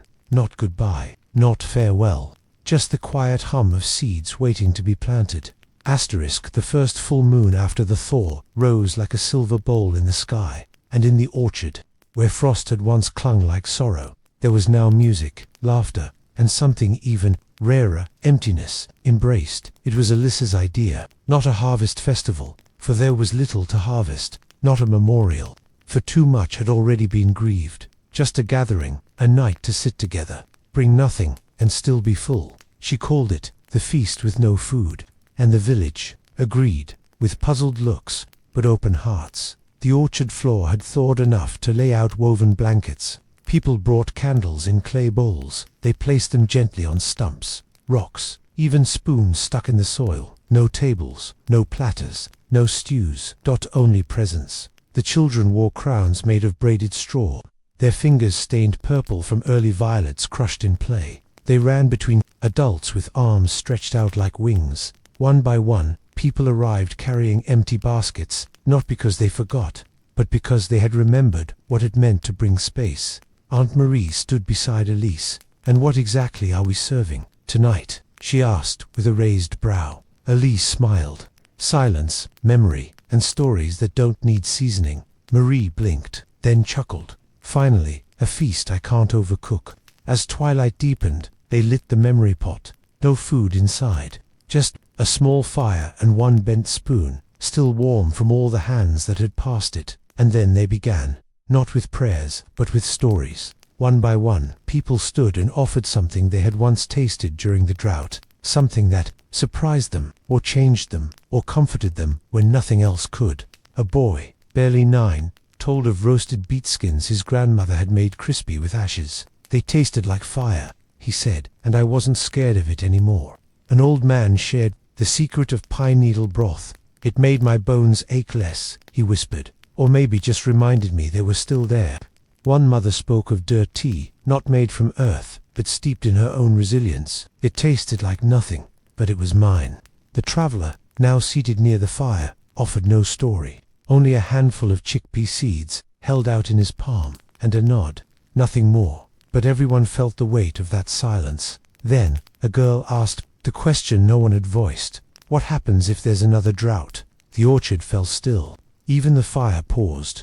Elise answered gently, "Then we gather again, and remind ourselves that we've done this once, and we can do it better." Aunt Marie added, Next time, we'll know how to flavor water with memory. Someone laughed. Someone cried. Someone hummed a song that had no words. When the moon reached its peak, the villagers stood. They linked arms, and for the first time in years, they danced. No drums, no instruments, just feet in soft soil, bodies swaying with the wind, voices rising in shared joy.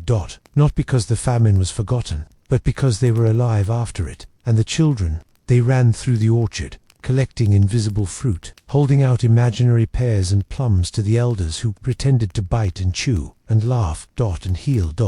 It was a feast with no bread, no broth, no garnish, yet it was the fullest they'd ever been.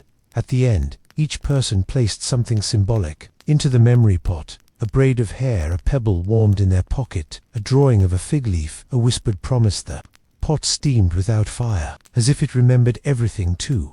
Elise stayed behind after the others left. She sat by the fire, watching stars blink awake. Then, quietly, she reached into her pouch and pulled out the very last violet of the season, crushed it gently in her palm, touched it to her lips. It didn't taste sweet.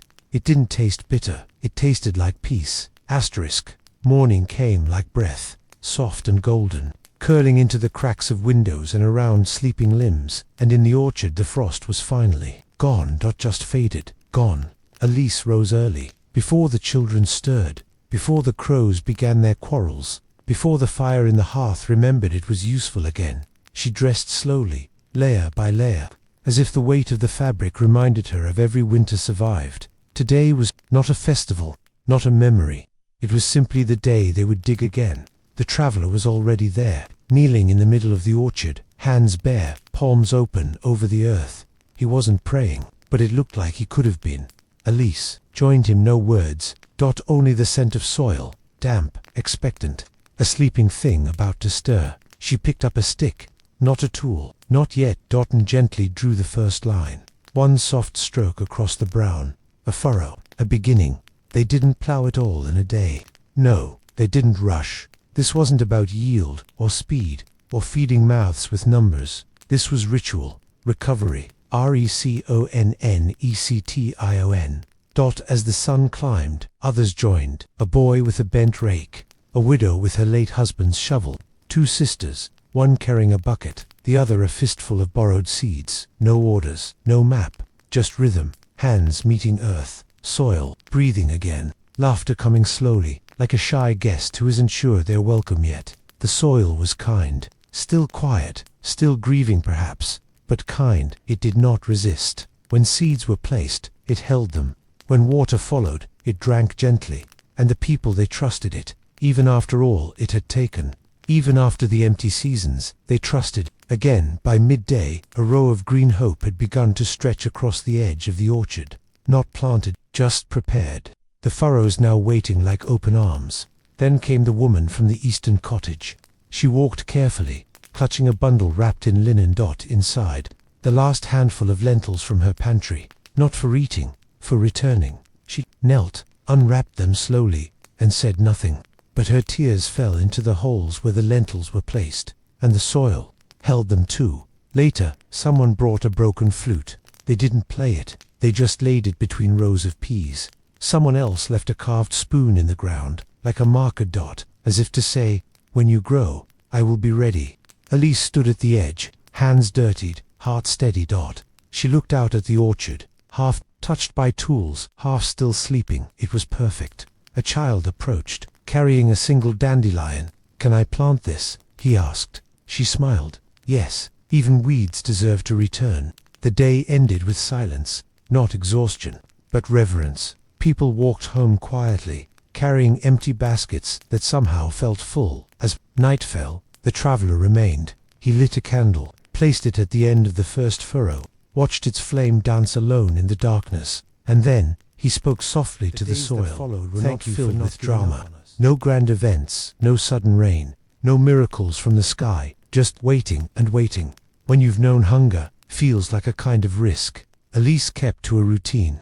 Each morning, she walked to the orchard, checked the furrows, tucked soil gently around the spots where wind had loosened it. She didn't expect sprouts yet, but she checked anyway, because that's what faith looks like after famine. Others came to, not to work, just to sit. A bench was carved from an old tree limb and placed under the hawthorn tree. People called it the listening bench, not because you'd hear the plants, but because you might hear yourself. One morning the baker came, hands still powdered with flour, eyes a little tired. He didn't speak, just sat, watching the wind. After a while he whispered, "If the barley grows, I'll bake something sweet again." He didn't ask for it, he promised it. Another morning a widow arrived. She hummed the same tune every time she visited, never named it. But everyone began calling it the Sprout Song.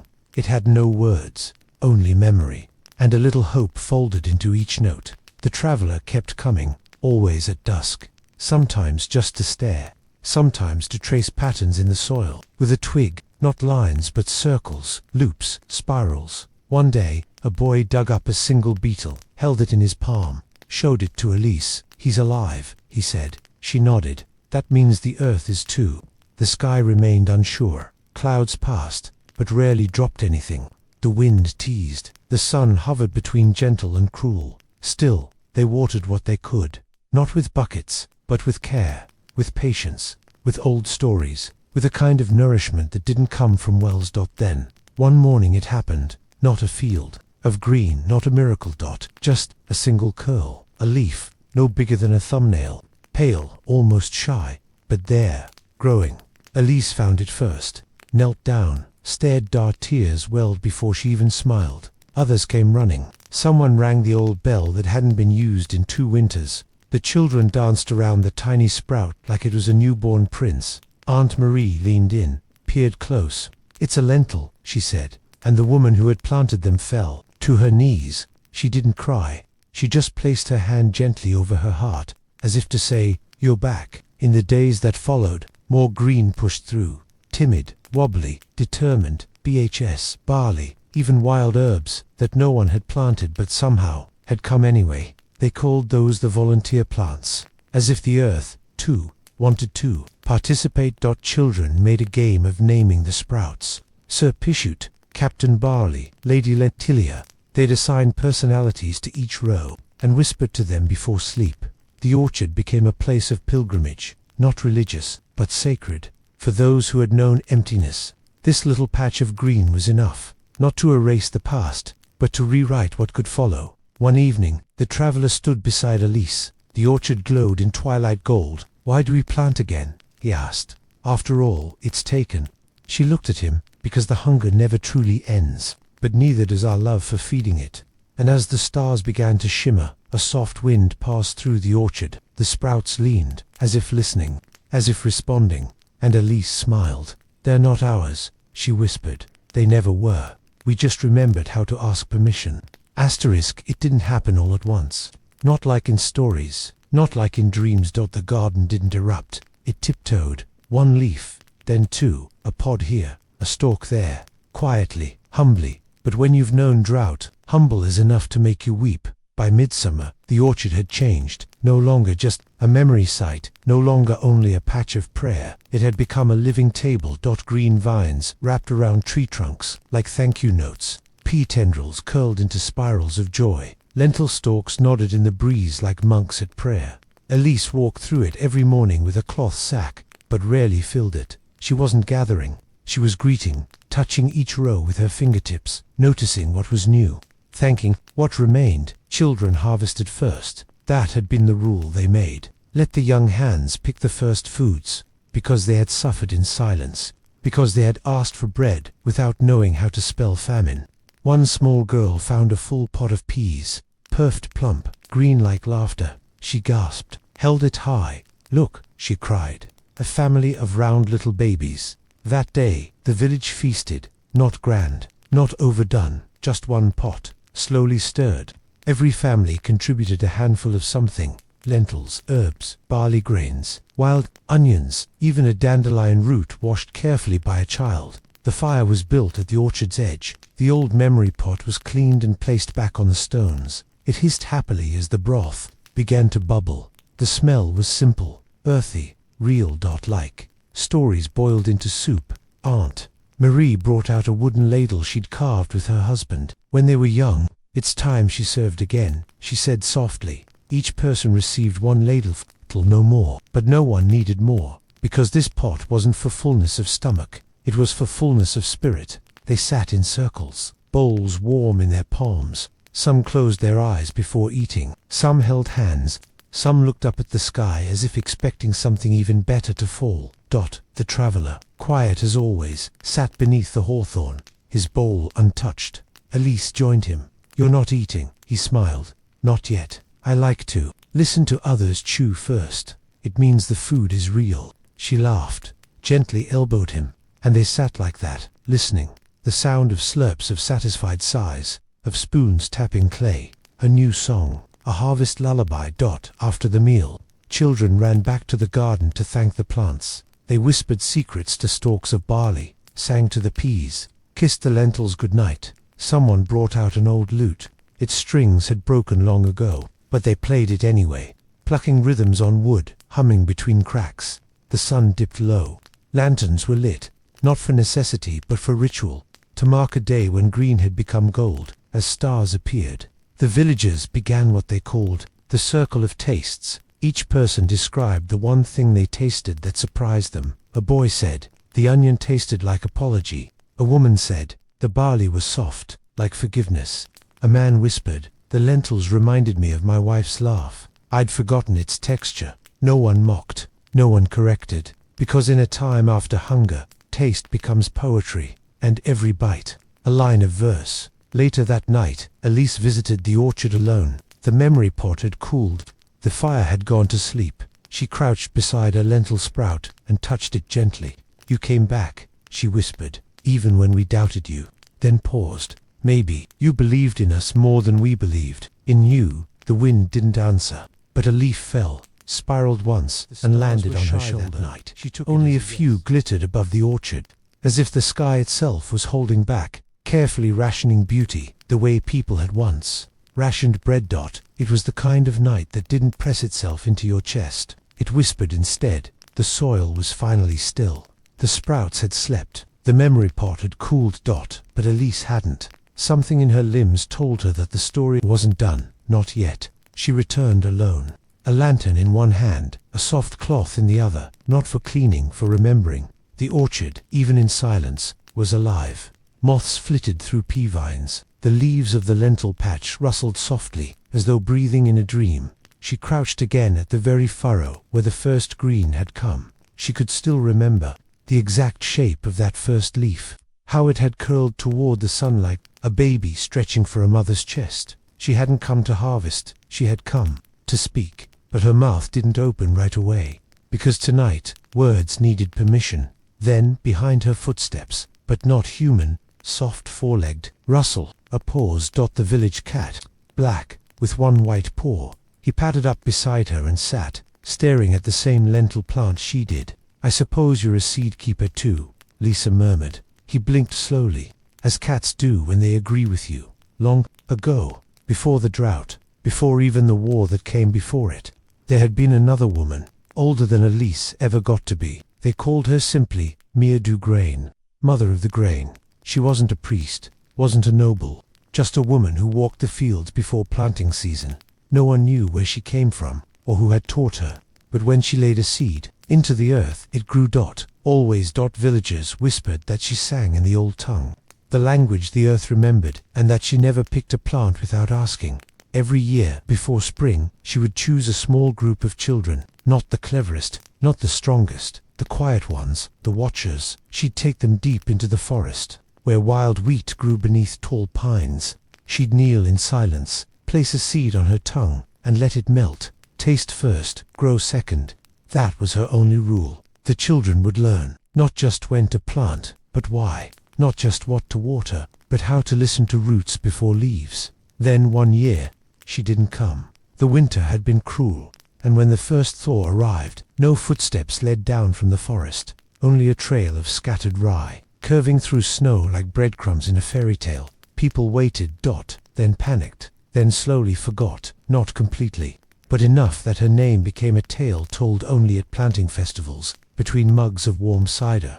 But Elise remembered. Her grandmother had been one of the children, chosen, marked, not with ink, but with memory. Now, In this orchard reborn, Elise placed her hands into the soil once more, closed her eyes. Taste first, she whispered. Grow second. The cat meowed, softly, like a blessing from her satchel. Elise pulled a pouch. Small, worn, sealed with thread as red as bloodroot. Inside. A handful of seeds no larger than sand grains, but not ordinary. These were kept, saved by her grandmother through war, hunger, and betrayal. Never planted, only preserved, because they were old, sacred, the last memory seeds. She'd waited all her life to know when to plant them, and tonight, something in the wind said. Now she stood slowly, chose a spot between the lentils and barley, knelt, pressed her thumb into the earth, felt its warmth, felt its sorrow, felt its readiness. One by one, she dropped the tiny seeds. No rows, no markers, just scattered intentions. When finished, she whispered a name she hadn't spoken in years. Mere dew grain. And then she tasted the soil, pressed a speck to her tongue, closed her eyes, let it melt. In that moment, the wind shifted.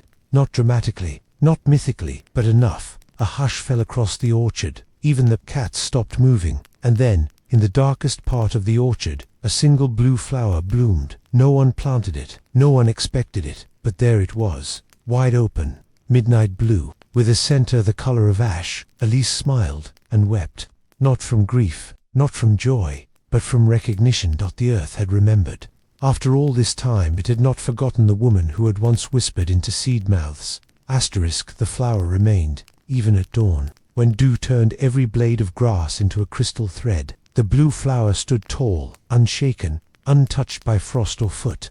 Its petals were soft as memory, but they held their shape like a secret waiting to unfold. No one knew what kind of flower it was. Not the herbalist, not the traveler, not even old Aunt Marie. It ain't in the books, she muttered, squinting at the bloom, and I've read 'em all, even the ones the bishop burned. The children called it star's tongue, because at certain angles, the flower seemed to whisper light, not shine. Whisper. As if it was speaking to the sun in a dialect only stars. Remember. Elise did not explain where it came from. She simply knelt beside it each morning, fingers folded, breathing in its pale perfume, a scent like wet grain, like parchment soaked in honey, like ashes from an old bread oven. That scent stirred something in the village. Not panic, not awe. Hunger, but not for food. A hunger for the before. And then, without warning, the ash bread came back. It began with Thomas, the quiet baker with the crooked nose and hands, like cracked clay. He had stopped baking during the drought, said it was too cruel to make empty bread, said ovens should only sing when grain can answer. But the night after the blue flower bloomed, he lit the hearth again. He didn't bake loaves, not at first. He made only ash cakes, thin discs of barley and bean flour, patted flat, dusted with fire ash, laid directly on stone, just like in his mother's time, and her mother's, and the times when ovens were dug into hillsides instead of built from brick. He gave them away.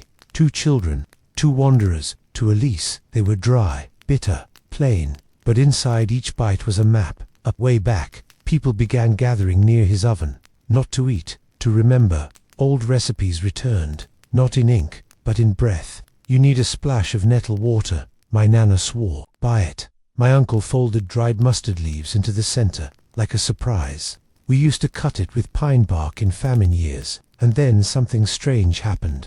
People began bringing their own ash, from their own hearths, their own stories. Ash from the fire that warmed a birth, ash from a grandfather's final winter, ash from a home they had lost. They'd bring it, in little pouches, silent and solemn, and Thomas would nod, pinch it, press it into dough, say nothing, but his eyes always glistened. One woman brought ash wrapped in an old hymn page, said it came from a candle lit the day her son returned from war. Another brought ash, in a child's mitten, from a fire that had melted snow the night her daughter first spoke. Each cake bore their stories. Each bite was a prayer, and the village began calling them breads of before. Even the traveler returned, this time with a pouch stitched with ancient thread. Inside, ash from a monastery scriptorium fire, lost in a lightning strike. 2 decades before, he said nothing. Thomas baked it. The cake cracked as it cooled, and everyone swore they smelled old ink. Elise, one evening, brought no ash, only the blue flower. She pressed its petals into the dough, and it folded like silk.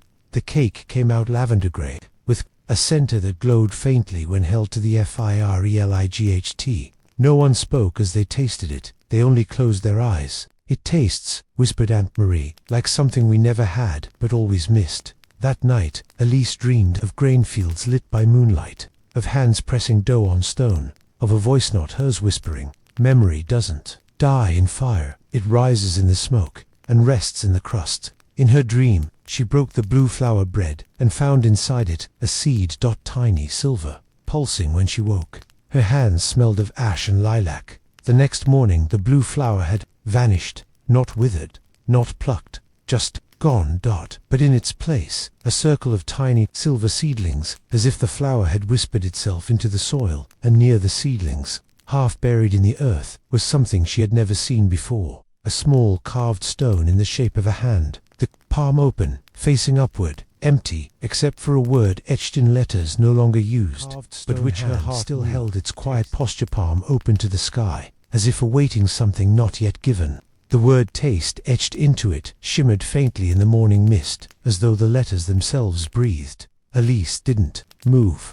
The silver seedlings bent gently toward her, drawn by something, her presence, her warmth, perhaps her memory. Their tiny leaves seemed too delicate for survival, yet they did not tremble. They stood, rooted firmly, as if their very birth had been fueled by the ashes of something ancient and sacred. Thomas stood behind her now, silently. The baker never asked questions when the heart already knew the answers. She turned her head just slightly, just enough to say, softly, "It left us something, not just the flower, not just the seed, a passage." Thomas stepped beside her, crouched low. He didn't touch the seedlings, only looked. "There's grain in that soil," he whispered, "but not any grain I've ever known." She nodded. "Not for our stomachs, for our stories." By midday, the clearing had become a quiet sanctuary. The villagers approached slowly, reverently. No one spoke above a whisper. Even the children seemed to feel it, some invisible hush wrapped around the seedlings like a lullaby sung in earth tone. Aunt Marie came with her walking stick, bent but sure-footed. She carried a pouch tied shut with red thread. "Ash from the last candle I lit for Henry," she said, laying it gently beside Elise. "He was a man of soil, of seeds. This feels like something he'd know." Elise accepted the pouch, tucked it near the stone palm. That night, no one cooked. There was no hunger in their belly zone, in their hearts. A different kind of hunger, older than bread, older than names. They sat around the communal hearth, watching the flames. No stories were told aloud, and yet every face spoke volumes. Lips parted, eyes closed, palms rested on knees, listening, and somewhere beneath them, the seedlings listened to in the hours before dawn.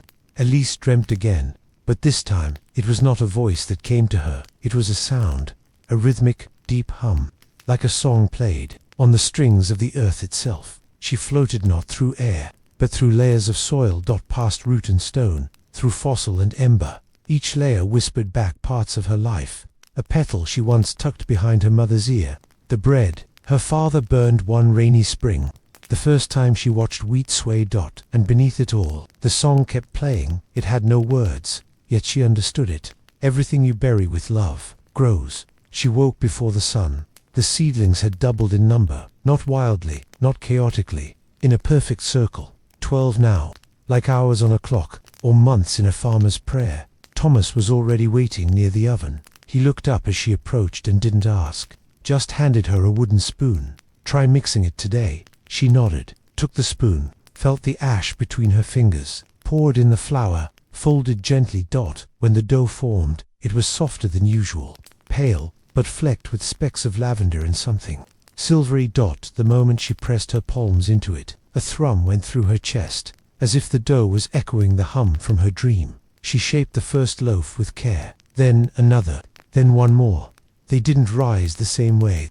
They listened. When they baked, the scent was unlike anything the oven had ever known. Not bread, not cake, not grain alone. It smelled like wet leaves, like smoke from a memory you hadn't remembered until that moment, like something calling you home. Thomas tore off a piece, waited, then slowly bit into it. He chewed without speaking, swallowed, and wept. "It tastes," he whispered, like when I was 5, and my mother sang by the fire, and I wasn't afraid of anything. They broke the bread together. Each bite opened something, not in the body, but in the heart, like a door, like a memory you never knew you had, or a name you'd forgotten that still remembered you. That night, Elise placed the last piece beside the silver seedlings. She didn't bury it, just laid it gently on the earth. In the morning, it was gone, but in its place, a new seedling, taller, straighter, with a stem the color of dusk, and at its tip, not a flower, not yet, just a single, curled leaf, shaped like a tongue.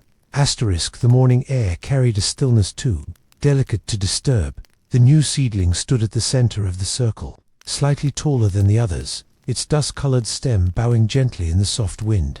At its tip unfurled a single, curled leaf, unmistakably shaped like a tongue. It glistened faintly with dew, or perhaps with something else, something more alive. Elise stood before it with bare feet on the moist soil, heart beating in rhythm with the hush that blanketed the village. Her breath caught in her chest, not out of fear, but in recognition, as if her soul had met something it once knew. In another time, another hunger dot behind her, the village gathered in slow, reverent silence. There were no words. There was no need. The leaf pulsed once, a slow, deliberate flex, as if tasting the air. Then it curled back upon itself, resting. Once more that day, the baker's oven remained cold. No bread was baked. No ash was folded into dough. No flames rose. But still, the people gathered. Each villager brought something small, not food, but something remembered.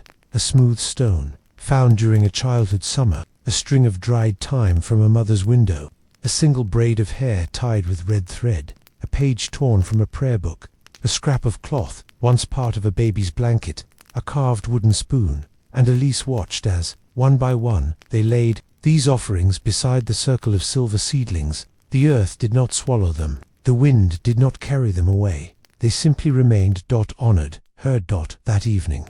As twilight curled itself around the village like a shawl, Elise sat beside the central seedling. She spoke, not aloud, but inwardly, as if praying, as if remembering. If you were born of memory, then you must also carry voice, not sound, but truth. She closed her eyes, in the silence. A warmth brushed her cheek. She opened her eyes. The curled leaf was turning, unfurling. It opened slowly, with the grace of something ancient waking from a long, patient sleep. The shape of the tongue became more refined, almost human, its surface patterned with fine, vein-like threads that shimmered silver and violet in the firelight. Then, no sound came, but Elise heard something, a feeling, a shape in her chest, a word not spoken in language, but felt. Remember, she gasped softly. A single tear slipped down her cheek. Thomas stepped forward, uncertain. What did it say? He asked. She touched her chest. It didn't say anything. It reminded. He looked at the seedling, with wide eyes. Of what? She turned her face to the firelight. Of things I haven't even lived. But somehow, no. That night, no one slept. They didn't stay awake out of fear or restlessness. They stayed because something in them was beginning to unfold just like that leaf. And dreams would have been too shallow to contain it. Around midnight, the first child approached the seedling. Her name was Lee, barely 7 summers old. She stood before the leaf, tilted her head like a bird listening for far-off thunder, and then she smiled. "It told me a secret," she said softly. "What secret?" Elise asked. Lee giggled and placed her hands on her stomach. "It told me the world is inside me, that I'm not empty, even when I'm hungry." She skipped back to her mother's arms and fell asleep moments later, face glowing with peace. By dawn, the leaf had curled once more, but its presence lingered in every breath, and something else had changed. The seedlings had shifted again. Now there were 24, silver, 12, dusk, each a perfect mirror of the other, a circle of opposites, weaving shadow and light, and in the center, the tongue leaf now glowed faintly violet, not with magic, but with memory made visible. Elise took the old breadcloth from her satchel, the one with her grandmother's stitch, still holding the corners in place. She placed it gently over the base of the central seedling, whispering, "Keep safe what cannot be kept." And then the wind changed. It carried a different scent. Not ash, not soil, but grain, warm, golden, the scent of ripening.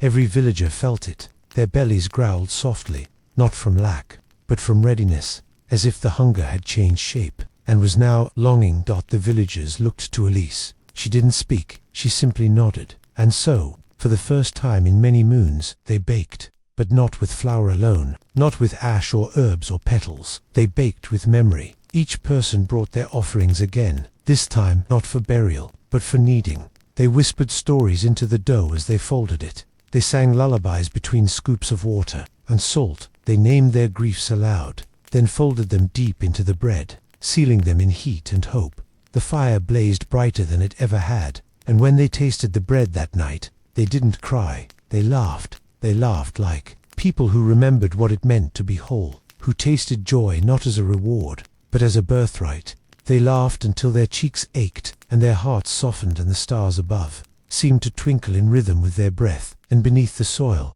something stirred, not a root, not a seed, but something older than both. It would not rise yet, but it had heard, and that moon rose. The entire village knew the seedlings by name, not official names, not the kind etched in birth records or spoken over baptisms, but the kind of names that form in the soul, felt, not chosen. Each seedling had been visited, listened to, sat beside. Some villagers swore, the seedlings whispered. Others said they simply remembered in the seedling's presence. But no one argued. No one needed to prove anything anymore, because something far more precious than certainty had settled over them all. Belonging. Elise walked the circle every morning now, barefoot, head uncovered, palms open. She would pause beside each one, silver or dusk, and let her fingertips hover just above the soft leaves, not touching, only offering warmth. The central seedling, the one with the tongue leaf, had not changed in days. It no longer pulsed, no longer unfurled. It simply was, but its presence still rippled gently across the village, like a song hummed under breath, barely audible, but always known. Then, on a morning brushed with frost, something new happened. The seedlings began to wither, not in sickness, not in fear, but like flowers bowing after a full dance, like elders closing their eyes after a long life of remembering. One by one, their leaves curled inward, as if hugging themselves goodbye. Their stalks lowered gracefully, their shimmer dimmed, and in their place, tiny humps of earth rose. Soft, still, whole. The villagers wept, but only a little. It was not grief, it was gratitude, like tears at the end of a song. You never wanted to end, but knew must. By dusk, only the central seedling remained. It stood alone, quiet, watchful, and Elise knew it was waiting for her. She approached with the cloth of her grandmother still folded in her hands. She knelt before the plant and whispered, "I have remembered all you asked of me." The leaf curled slightly, as if nodding. She reached forward, gently, reverently, and laid the cloth at the base one final time. Then she pressed a hand into the soil beside it, and waited. The wind slowed, the fire stilled, and every villager watched in silence. From the center of the seedling's base, something began to rise. Not a stem, not a root, but a shape, stone worn and ancient, carved with care. Another hand, but not reaching up this time, open, facing outward, and in its palm, not a word, not a command, but an imprint, a memory. Of Elise's hand, perfectly shaped, softly etched. As though it had always been there, waiting. A voice, not hers, not anyone's, stirred softly through the trees. What is given in love, returns in life. And just like that, the final seedling folded, its leaf curled inward once more, like a sigh. And beneath it, a small stone tablet emerged, half buried in moss and soil. Upon it, no symbols, no instructions, just a spiral. Simple, endless. The people did not disturb the soil. They did not cut the stone. They did not take anything away. They simply sat. Around it, together, in peace. That night, there was no feast, but there was warmth. Children nestled in laps, listening to old stories told slower than ever before. Fires flickered gently, not to cook, but to comfort, and the wind carried a new scent through the streets. Not bread, not ash, not grain, but time. Full and kind. Elise sat beside the spiral until stars crowned the sky. Her eyes shimmered in the firelight, but her face was calm. She spoke only once more, barely above a whisper. "You were never here to feed us, were you?" And the earth said nothing, but her heart understood. It hadn't been hunger they were healing, it had been forgetting.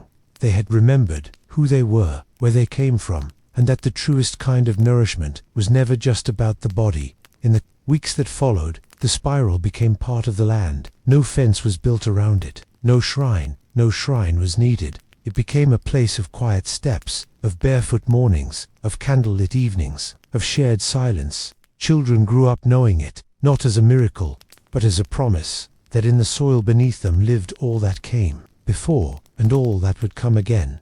And Elise, she grew older, but never old. She laughed more. She baked less. But when she did, the bread always tasted like rain. She never claimed to be the keeper of the spiral. She never needed to be, because it had kept her.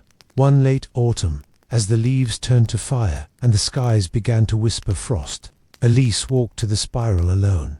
She placed her hand in the carved imprint once more. It still matched her breath, caught not in sorrow, but in wonder. And for a moment, she heard it again, the hum, the soil's song, the slow, patient voice of memory, and it said, "You fed us." She smiled, closed her eyes, and let the wind take her story.